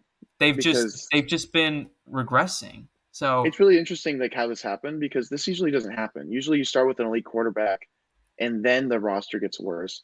But they started with a game manager and then the roster got worse and he got better, which is just it happened a little bit with the Patriots, but nowhere near as much as it's been happening with the Seahawks. And the Patriots eventually rebuilt. So the Seahawks have a lot of holes. I think we all know them at this point. Their cornerback group is just atrocious. It's gross. I don't like looking at it. Jamal Adams is an absolute joke. I don't know what happened to him. He is okay. So I just coined Kirk Cousins syndrome. I'm gonna coin Jonathan Abram syndrome. He has Jonathan Abram syndrome. Not that bad. He has the same problems though. He's a way more talented Jonathan Abram. Jonathan Abram's talented. He's just really stupid. That's what I mean. Yeah. Okay. Fair enough. Their secondary is just so bad in a game a game the NFL is right now, where you need to pass almost 70% of the plays. I'd say most teams do that. To have a secondary as terrible as the Seahawks, not just the secondary, the team as a whole, outside of Wilson and the receivers, go across the board, and maybe the running backs with Chris Carson are healthy, even though Chris Carson's never healthy. He's never healthy, so who cares? So. Outside of those 3 positions, you go literally across the board. The Seahawks are bottom 10. They're a bottom 10 offensive line in my opinion. Maybe not quite, but they're like bottom half at least. They don't have a tight end ever. Their front seven is they got Gerald bad. Everett though. Their secondary is bottom 5, I would argue. It's probably one of the worst. And Pete Carroll is just getting worse and worse every year, it feels like, ever since he didn't decide to run the ball. This team is not I want to be a Falcons fan and say this team hasn't recovered since Matt Ryan torched them in that game in the Georgia Dome. But in the playoffs, but they seriously have not recovered from the 1 yard line. Like, they have not. Yeah, they haven't. It feels they haven't. They don't have the same energy as those early teams. Russell Wilson has, but the team as a person who didn't get to watch the Legion of Boom when it was a Legion of Boom, I still even now I could just tell the swagger they had was unmatched. Like it was just like, trust me, as someone that witnessed the era, like they made team. That's why I was so shocked that New England was like Brady. That's why Brady became the GOAT, honestly, in that fourth quarter. Is because of like how he played so well that you forgot the defense he was playing against was the Legion of Boom, and that swagger. We got to stop. They got in the opposing offense's head. Like, they got in Peyton Manning's head. They got in Peyton Manning's head in his best ever season. They got in Aaron Rodgers' head in his MVP season. They got in opposing quarterbacks' heads. Richard Sherman telling Tom Brady in 2012, "You mad, bro?" after the Seahawks beat the Patriots. They were the only team to beat the 2016 Patriots with Tom Brady. Like, this team was awesome for years. But eventually, the talent's just gotten worse. They got old. Earl Thomas. They got old, and then they've tried to replace Richard Sherman. They can't. They've tried to replace Earl. They haven't even really made a big. Bobby Wagner went from the up and coming young guy to the regressing veteran now. One thing, just like quick tangent. Bobby Wagner is overrated, and I'm tired of seeing him as a top 5 linebacker in that. He's not even top 10 anymore. I don't think so. He racks up a lot of tackles because no one else knows how to tackle on the team. That's my opinion. He's not good in coverage anymore, and it feels like no one else. It legitimately feels like whenever I watch a Seahawks game, no one else knows how to tackle. It just feels like that. I don't know if you feel like that, but it feels like that, right? Yeah, it does. And the thing with the Seahawks with those teams is they had a great pass rush too. Like, everyone talks about the secondary. That is true. Like Michael Bennett, Cliff Averill, those guys could get after you. Michael Bennett was nice. And they have no pass rush now, ever. So they have that one player I think is solid. Carlos Dunlap's pretty decent, but outside he's of that, okay. But like, they double him, and it's like, okay, game over. He's also game over. Older too. Yeah, you don't like him for future.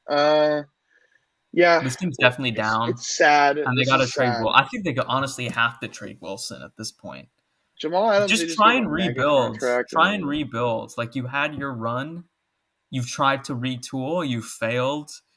Now let your greatest ever player in franchise history go win somewhere else. Like, look at what the Lions free him. For once, follow in the footsteps of the Detroit Lions. Listen to Rihanna. Free him, or whatever her name was. Free Russell Wilson. The guy's a stud. Let's move on. So this was a down year. This was a complete down year. I mean, like, complete nosedive. Nosedive. Woohoo! Nosedive. Right down. Cardinals, right? The Arizona Cardinals. Is Kyler Murray staying? Yeah, I don't think it's really. I don't know what is up with this. I don't think it's a big deal. I think he's just kind of social media teams are playing games with each other. I think Kyler Murray is just kind of like salty that he lost in the way he did, and I think he was feeling insecure about himself, and he was just like, you know what, I'm going to. Realistically, what situation is he going to go to that's better? Maybe like Broncos, maybe.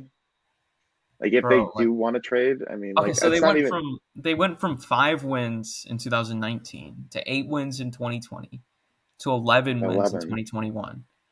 And the reason the Cardinals missed the playoffs in 2020 and fell apart at the end of the year last year, when they were, like, through the first 3 months, arguably the best team in football. People forget that. Mm-hmm. The reason for that is Kyler Murray has fell apart late in the year. Like, Kyler Murray is not blameless here. It's similar to what happened with John Gruden and the Raiders. I think they just get really predictable by the end of the year. Like I just like personally, I'm not saying it's his fault mostly. I think Kyler Oh, Murray but is yeah. He definitely does regress. Like yeah. that is something that happens. And for Now someone Cliff to just Kingsbury complain, is not and is credit to him. He's improved his win total. I don't know how. I think this guy is the awful. roster's gotten better every single year, and Kyler Murray's gotten better every single year. I think it's pretty simple, like why the win total's been up. I don't think they can win a Super Bowl with them. That's a pretty big statement to make. I think. Like I don't like disagree. I mean, probably not. Like they'd have to have like 07 Patriots for them to win the Super Bowl. I'm not even sure if he does Not win the even Super Bill Bowl. Belichick can win the Super Bowl with that team, Lenny. But anyway, I kind of agree. I think he doesn't put Kyler Murray in enough situations like that are just like, oh yeah, okay, give him the easy stuff or make. I think he's done a. No one's talking about this. I think he's done a bad job at developing Kyler Murray as a leader. Like I don't he's a think young Kyler Murray's a player. good leader. I know, but like it's up to the rookie head coach to develop that player that might be this big That's fair. personality No, that's fair. into the player that other players look up to. And when I watch Cliff Kingsbury in press conferences and I know who he is or whatever, he doesn't strike me as that person who's going to really hammer out all the stupid stuff that Kyler Murray does, whether that's play design and like he doesn't necessarily do the right reads. He doesn't pipe up his teammates as much as he should. He hasn't instilled that mindset that hey, you're the leader of the team, you're the face of the franchise. It feels like Kyler Murray is just kind of self-centered in that way. I don't think it's necessarily Kyler Murray's fault in that way because I think that's a coach's job to figure that out. I agree with that. Unless you're Johnny unless you're Johnny 100% Manziel, of what you're saying. unless you're Johnny Manziel or like someone like that or Dwayne Haskins or something. Because I don't think Kyler Murray's like a bad person. I don't think he's like bad at all. I think he definitely has interest in like being a quarterback. I just think it's like he hasn't shown his quarterback how to lead. Looking at the roster though, there's clear like they're a weird team, like in terms of their roster. Byron Murphy and the secondary, that guy had a really good year this year. No, like I look at them as like they're a good roster with clear holes, if that makes sense. Yeah, it is weird because they have a lot of great players, but like they have like holes. Budda Baker is a stud at safety. He's one of the best in the game. True. Hudson was good for them, even though I think he's a little overrated at this point. I miss Rodney Hudson, but yeah. The offensive line, I think they could improve still. The run defense was big for me at the end of the year. That was definitely regressing, but they lost J.J. Watt. But yeah. J.J. Watt is what, like 34 now? He's old. Let me look it up. He's old. Like he's not J.J. Watt 2014 J.J. Watt anymore. Yeah, he's 32, which is still really old anyway, even though it's not 34. God, that's younger than I thought he was, honestly. He kind of like acts like he's older than he is. He's like he's older probably because he's like been injured so much. Yeah, this season overall though, I don't know how to judge it, like in terms of it was like good for the future or whatever. Because like I would say they went like 10-1. They went 10-1, and then they totally blew it. And now everyone thinks they're like a joke. It kind of. It was like an upper mid. It was just a mid season. I'll say it pretty much. Okay, you know that Donald Trump thing where it's like stop the count. That's what the Cardinals. If they stopped it at 10-1, it'd be like whoa, Cardinals, man! What happened? It was a weird thing. It was like before the Rasul Douglas interception against the Packers. Oh, with AJ Green, where he's all. They were the best team in the league, and then after that, they were a below-average team. It felt like it was a big momentum breaker for sure. Yeah, I think the injuries caught up with them. They're an old team too. People don't like talk about this. They're an old team. Like I said this like AJ Green to someone. It's no one like but like someone in my like personal life.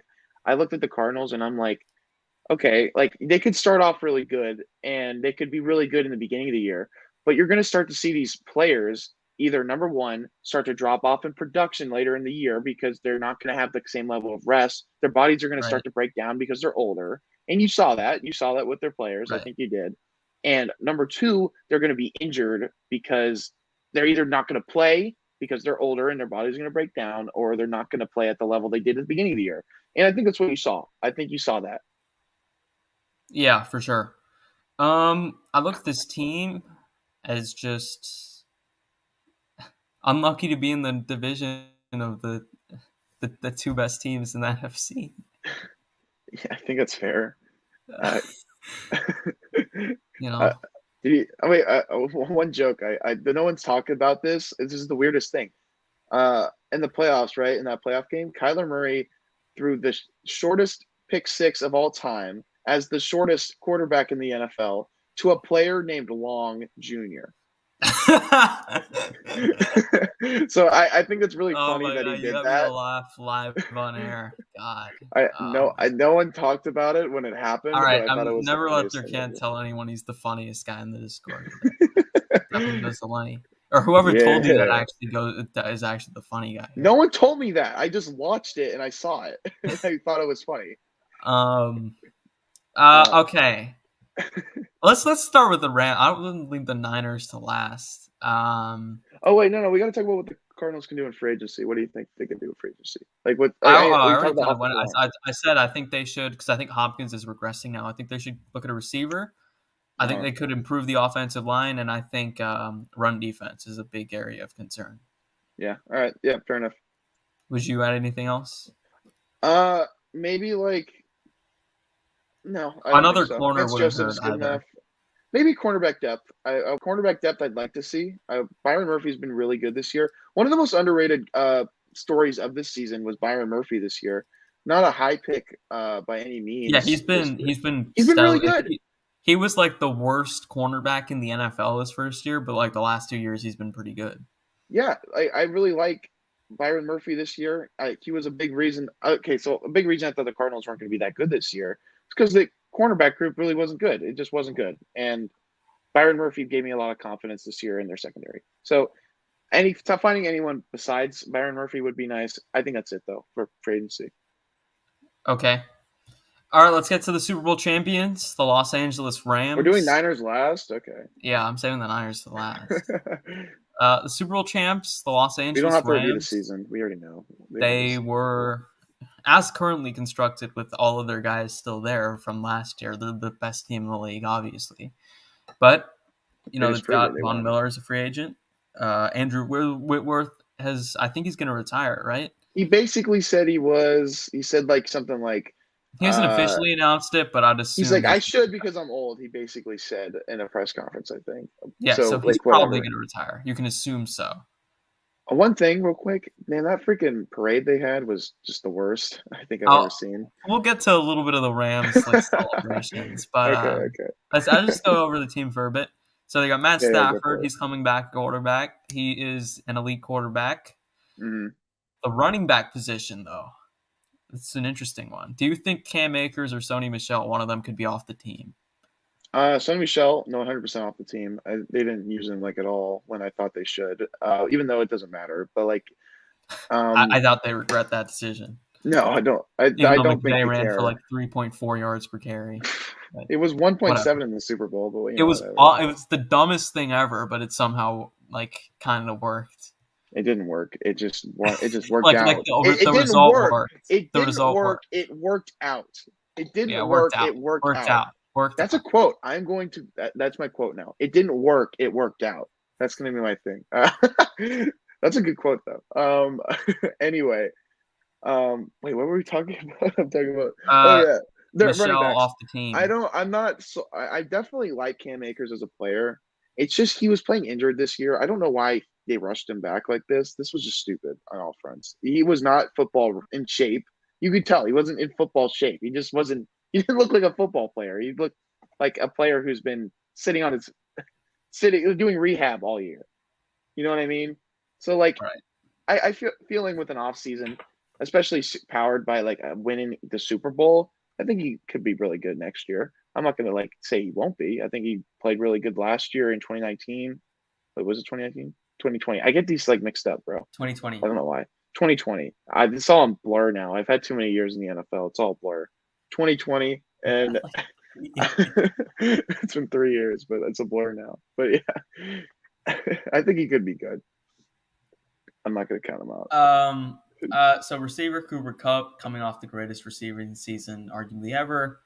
Robert Woods is the man that's coming back. Everyone seems to forget that because they won the Super Bowl. Robert Woods wasn't there, and he's coming back. Robert Woods and in turn OBJ, I think, was not saying like Cooper Kupp is bad, because that's stupid to say. That's extremely stupid to say. Helps to have both of those guys. But like, what they did was they allowed it for Cooper Kupp to get one-on-one matchups with whoever that was. They also allowed for the fact that when teams would double Cooper Kupp, their offense wouldn't go into like a shell the way, I don't know, a certain team, green and gold, did when they played the Niners.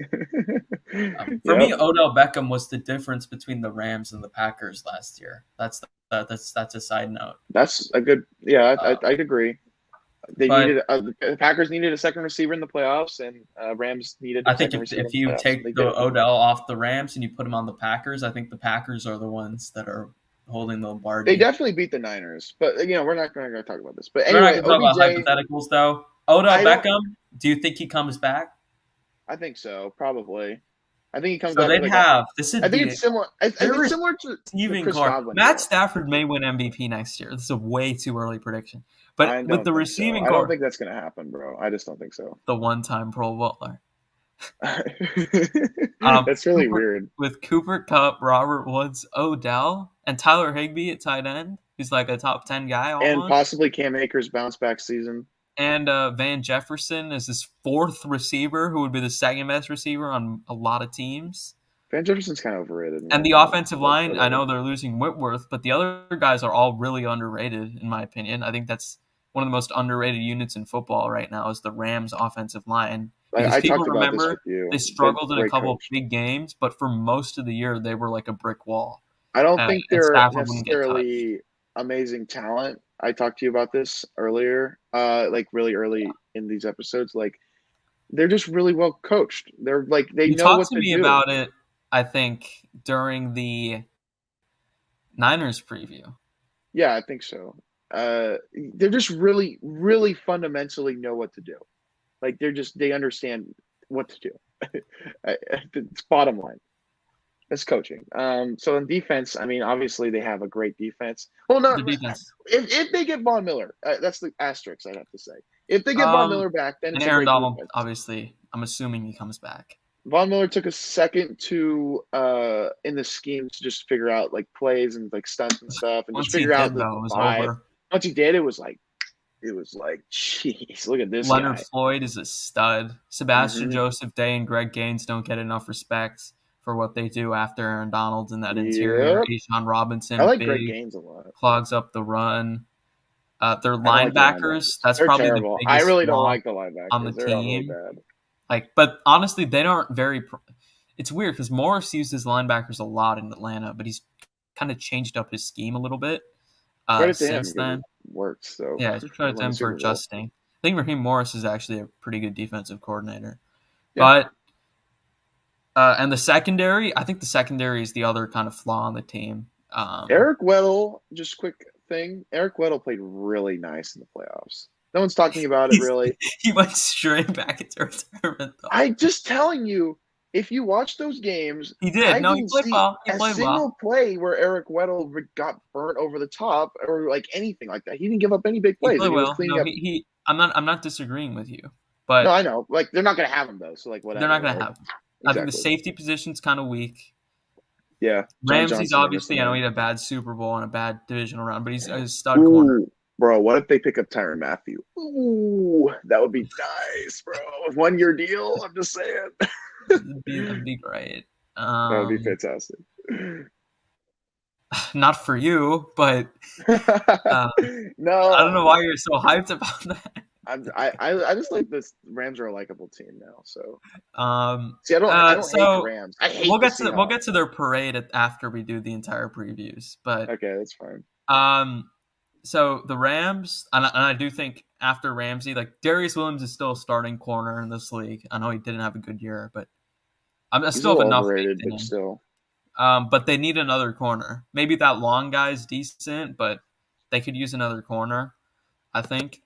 Every team could use another corner. For more depth, if anything, if any other reason. But Yeah, this Rams team, they've got a couple holes. I think more. What do you think about Jalen Ramsey? Actually, people are starting to call him overrated now. Do you agree with that? Do you disagree? He probably wasn't. He wasn't at his best this year, but he's still like without a doubt for me one of like a top 3 corner.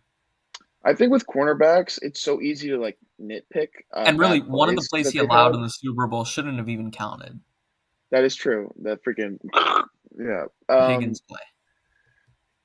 I think with just corners, it's super easy to nitpick plays with them. Right, like you cannot expect the NFL's too offensively driven now, especially in the passing game, to expect guys to just lock people down. Yeah, this isn't Darrelle Revis like prime. Like that's something. That's one of my quarrels with Durkant. Is like Durkant is so harsh on corners once they allow a big play, and it's like, come on, man, like you gotta be a little less critical. It's more like appreciate harder. Like not everyone can be 2009 Darrelle Revis out here. Yeah, Darrelle Revis in this era would not struggle. I would say Darrelle Revis in this era does not exist. It would be harder. Darrelle Revis is a better Tre'Davious White in this era. Yeah. With this Rams team, they have flaws. They have flaws on this roster, but they are. But none of it I would still say they're the first or second best roster in pro football for sure. As long as they keep OBJ and they won the Super Bowl, and they have a coach that may end up going to the Hall of Fame when it's all said and done. And what I think is really interesting, his girlfriend I think announced for him that he's coming back, which is pretty funny. That was really funny. Yeah, we'll get to their parade at the end.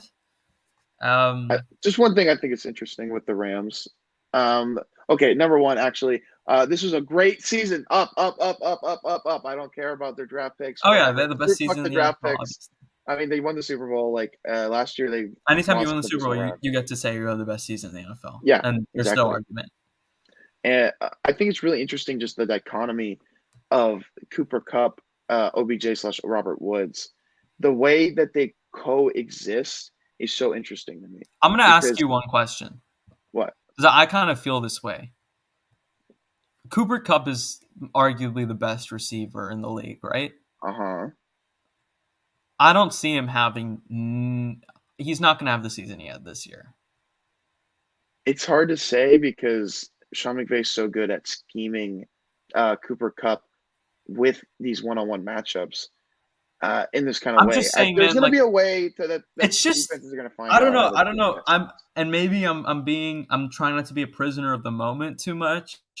But when I see a guy for like 4 years is like a top 20-ish receiver in the league, and then all of a sudden they have a season that would make Jerry. He had Jared Goff. I know, but it's just like when he. I think Cooper Kupp is the best receiver in the league. Personally, that's my opinion. Okay. And I think he'll have an awesome year next year.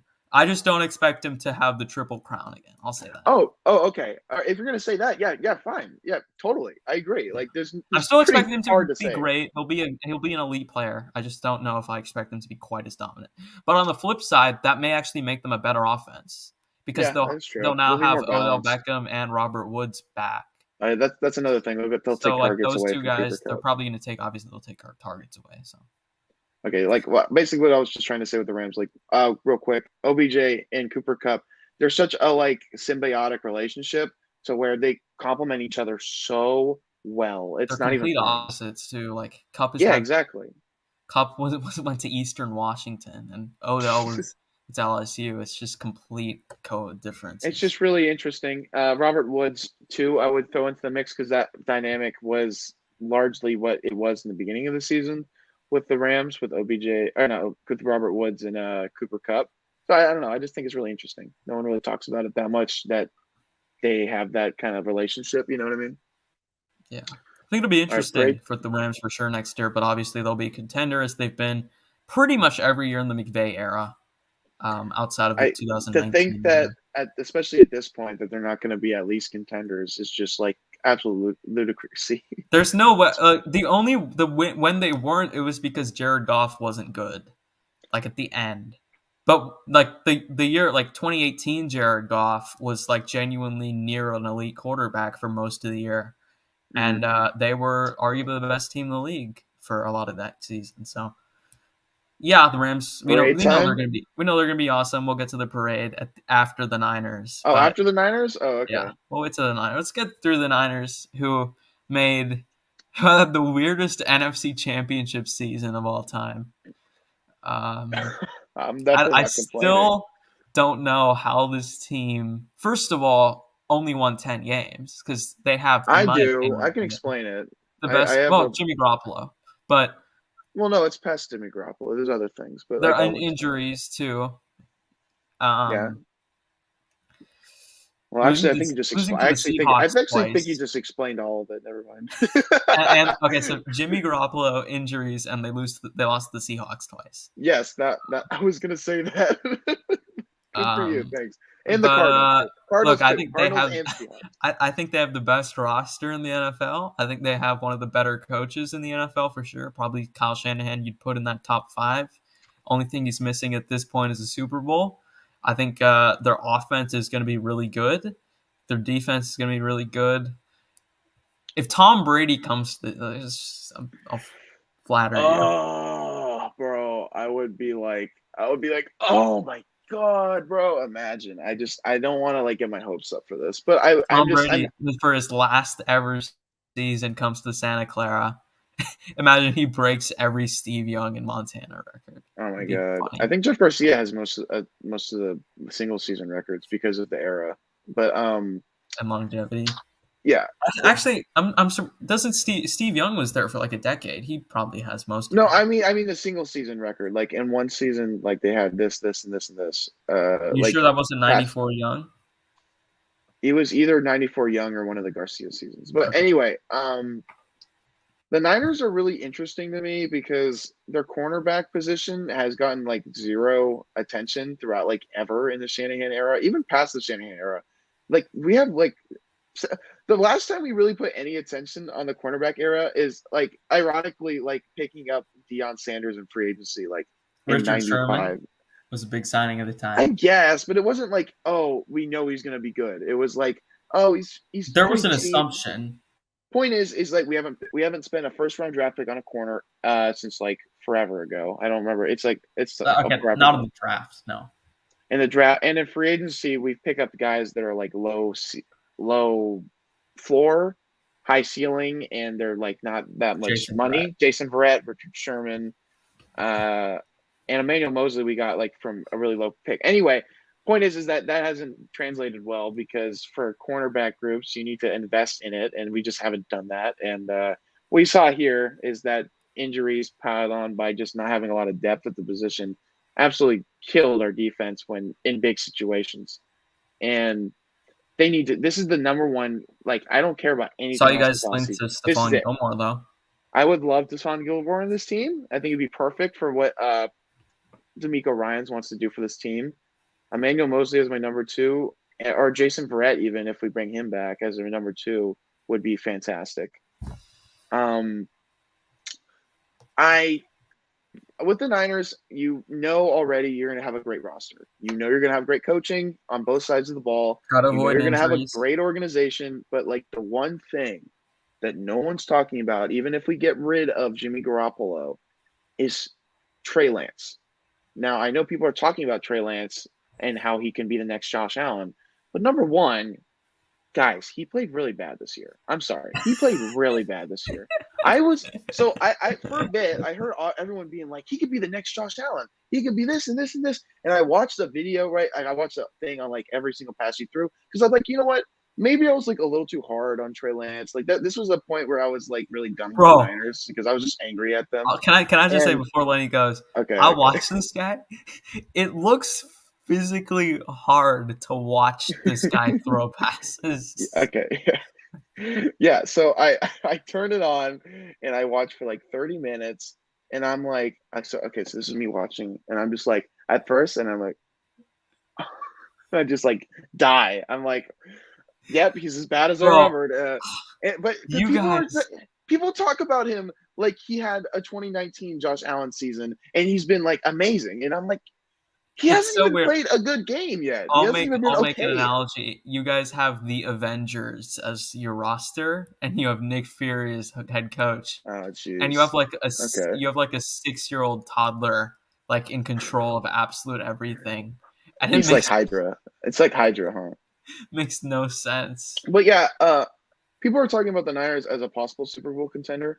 I need to see Trey Lance play okay. I haven't even seen him play okay yet. I haven't even seen that. I think, well, again, you may get Tom Brady, but that is true. That is very true. That is a thing that. And also, I saw a report saying Jimmy Garoppolo may not actually. It's not as likely. He gets traded it's so stupid. There's no. I don't think there's like any chance that we keep Jimmy Garoppolo because number one, we need cap space for free agents. We have Laken Tomlinson, a free agent. I don't think he'll stay. He probably won't, but like we have free agents that we need to sign basically. Right. And he is going to get rid of like 20 million, 22, 25. He has by far the biggest like cap drop if we get rid of him. Imagine if he just stays now though. I don't think he will. I think I think management at very least, I think management's going to push him out. But anyway, I just like people are talking about Trey Lance like he's already been good. And like I understand that Josh Allen had this similar thing. He didn't. Josh Allen was not good his first year. Yes, but there's a reason there's only one Josh Allen because there's only one Josh Allen. Not everyone has that arm. Exactly. I mean, like even Trey Lance has a good arm, but like I wouldn't necessarily say his arm's special like Josh Allen is. I wouldn't say his running is special. Okay, Trey Lance's running, by the way, I don't think he understands how to run. Like, it's really weird because he trips a lot. He's not a smart, but he's a dumb player. I'm going to be – okay, I won't say that. That's harsh. He's not a smart player yet. He's not – okay, I don't think he's a dumb person. I think he plays like a dumb player. But anyway, he doesn't know how to throw up. He throws like this. It's like that. Right. So Derek Carr, I see him. Like, I watch him play. He goes like, woo. That pretty arc. Trey Lance just goes, boom, boom, boom. He doesn't understand touching the football. He doesn't understand, like, anything other than, like, point A, point B. Right. So, I mean, yeah. Very simplified with him. I don't understand how you can just see So you don't see this team as a Super Bowl contender? Not with Trey Lance as a quarterback until I see him play okay. I need to see him play okay. This is going to be another offseason of everybody but Lenny being high on the Niners. Well, I'm going to, like, think they're going to be good. I don't think I'm going to, like, hate them as much as I did last season. But like, yeah, you hated them last year. Yeah, I was just like so done. I was like, really? I watched you guys. I was so hyped. Bro, for this you season. were like done. You were out on Kyle Shanahan until the that was such a disappointing season, I think it was the Rams game, the first Rams game. You're like, okay, maybe I'll give this guy another shot. Yeah, I mean, until then you were on my side. I'm so depressed now. I was very depressed. I was so sad. You abandoned me. You betrayed me. Can't believe you would go to Mitch like that. I'm sorry. I can't do it. No, but this team is awesome.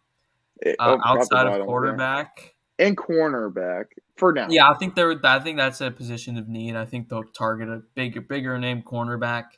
You're right. They've gone for Witherspoon, and who was the other guy? Mosley. There was someone, Ambry Thomas, right? Oh, Ambry Thomas. He actually had a solid season, I thought, for the end there. I thought he was solid. But anyway, yeah, they haven't really targeted anyone big name. Yeah, so this team, if they get average, if they just get like quarterback play like they did with Jimmy Garoppolo, I don't even think that's like, okay, I'm sorry. I'm ranting now, but like I don't even think that we're gonna get that. I really don't. Like until I see I'm not saying you will. I'm just saying if you do, like, this is a Super Bowl level team. Mm-hmm. Yeah, no, I agree. And I think they are the biggest threat to the Rams in the conference just because of that potential. And the roster, I think, is the one that is, and the Packers, I think, could argue this as well. And I don't trust Dallas ever in big games, but but I think this roster is probably the most complete of all the NFC teams, not including quarterback.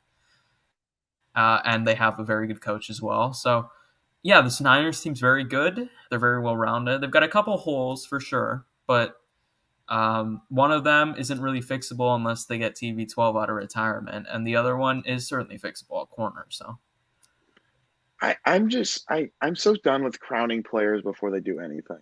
With just the media in general, and Trey Lance is like the. There are some players you can tell, like you could watch Kyle Pitts and but like he'd be good. They talk about him like they've already done all that stuff. And it's like, I don't like that. They haven't. They do it though. Like with Mahomes, like, oh, he's the next GOAT, and I'm like, dude, he won 1 Super Bowl. Like, chill. You know what I mean? Like saying Trey Lance is the next Josh Allen. He hasn't even played an okay game.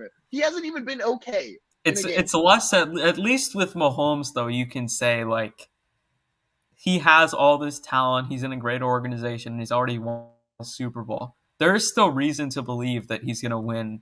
Maybe not 7, but he can win 4 or 5. You know what I mean? Be that shocking. You know what I mean? DK Metcalf was being talked about like prime Calvin Johnson, and he had a bad year this year. Like people just overreact. I'm sorry. Yeah, they overreact negatively too. Yeah. All right. Like Tom Brady had a bad game against the Saints, and this was by far a really nice year for the Niners. This could have been 2 ways this season for the Niners. If they had a bad season, Shanahan's on the hot seat. You're probably thinking about firing this offseason. If it's bad, I think had they missed the playoffs, he would have been gone. I don't know about that. They gave him I don't know, like genuinely, the amount of Niners fans that I saw finally start to criticize him.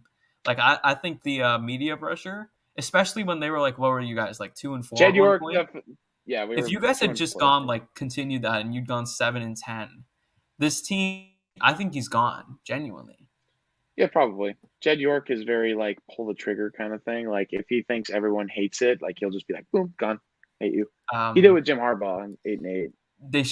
I don't. I still don't think Jim Harbaugh should have been fired. But of course not. But whatever. Anyways, parade time. Let's get to the parade. Time. Yeah. I'll let you start. Okay. Well, the first thing I thought about was more Niner fans showed up to the NFC Championship game where they made it so that they couldn't even go. So I already knew like this parade was not going to be like great. And then I saw the videos, and I was like, "Bro, this team just won a Super Bowl, didn't it? It looks like it's like a kiddie parade, their local, their local kids baseball team just won state or something. And like there's like a couple groups. Real quickly here, so there was a parade in Athens, Georgia, where I'm from, and I went there, and the parade was actually bigger for a college team in a college town than for an NFL team in the second biggest city in the United States. Okay, wait. I have a picture here. Can I screen share? I'll just show you this. Wait, I gotta figure this. Okay, wait. Here we go. Wait, no. Come on. This is so stupid. All right. Look at this. Look at all those people. Look at all that. I mean, there's all the Georgia fans. You can see me. All the Georgia fans. I'm somewhere in here. Okay, so now let's look at the Rams parade. Look at the Rams parade. That's a good picture, I think. Oh, look at this. It's like this is not really that much. I mean, if this is the best picture they can find, I mean, search up Rams parade. Rams parade. Not many people. Like something empty. Like that. I'll just do empty. Oh Jesus, that's sad. Look, there's like no one here. Bro, okay. It looks like a practice. Oh, this is the worst one right here. Bro, it genuinely looks like a preseason like crowd for like major NFL teams. Yeah, that's bad, bro. That's bad. And what are your thoughts on just the entire team got drunk? McVay was clearly drunk. He was yelling, "Run it back!" That kind of stuff. I loved how Stafford just walked. Stafford got drunk. Stafford. I love the guy. I don't know why this lady fell in front of him. Apparently she was like a racist or something, or she said racist stuff on Twitter, so like people are kind of weird about it. Is there actually proof of that?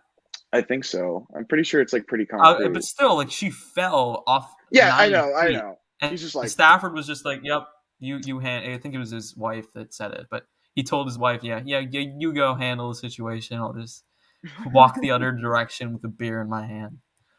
Yeah, legendary moment from Stafford. I don't care. My girlfriend's a Rams fan. Congrats to the Rams. Good for them. Good for them. Maybe have some more people show up next time. Have some more people show up. Yeah. I feel I don't. I kind of have the same feeling with the Broncos as the Rams, to be honest, because they've been our punching bag for so long, for like as long as I've been a fan. I mean, like 3 years or 4 years now. I mean, like There's no they've way just you been can. No, I'm not allowing you to do this. what The I Rams, I like the Rams. you've been their punching bag, or they've been your punching bag. Yet in the one game that mattered, they beat you. They I didn't came even feel. back to do it. You They've told won me. a Super I Bowl, told you. something you haven't done in the last 26 years. They've made it to 2 in the last 5 years. Like, you cannot make fun of this team the way you do the Broncos. Like, come on. No. I mean, like, I like this team in the same way. Like, I'm like, we beat these guys so many times that I'm kind of like pity them at See, that point. It's true though. It's bro. true. I've seen them like what it felt like finally big small brother beat big brother. I'm telling you, it felt like What's that as a Shanahan's Niners record? fan. What's McVay's? I mean, I don't have to tell you about their individual records, but I can tell you their record head to head. Yeah, McVay's 1-0 in the playoffs. Oh, it's true. It's like It's Peyton's also 3-2 against true. Brady. All right, that's where we're gonna end it. Thanks, Lenny, for joining. This was probably the most fun episode we've ever done, I would say. Yeah. I don't know if you had ski week or not, but I didn't have No, ski week. But I don't anyway, have to week. you don't have ski week? Oh, well, never mind. I had a Not 4-day enough. week this week. I got my sleep back, and I am excited for the off season. Franchise tag deadline's coming up. I'm excited to see what happens Yep. with that. All right. Thank you guys for watching. God bless. God bless.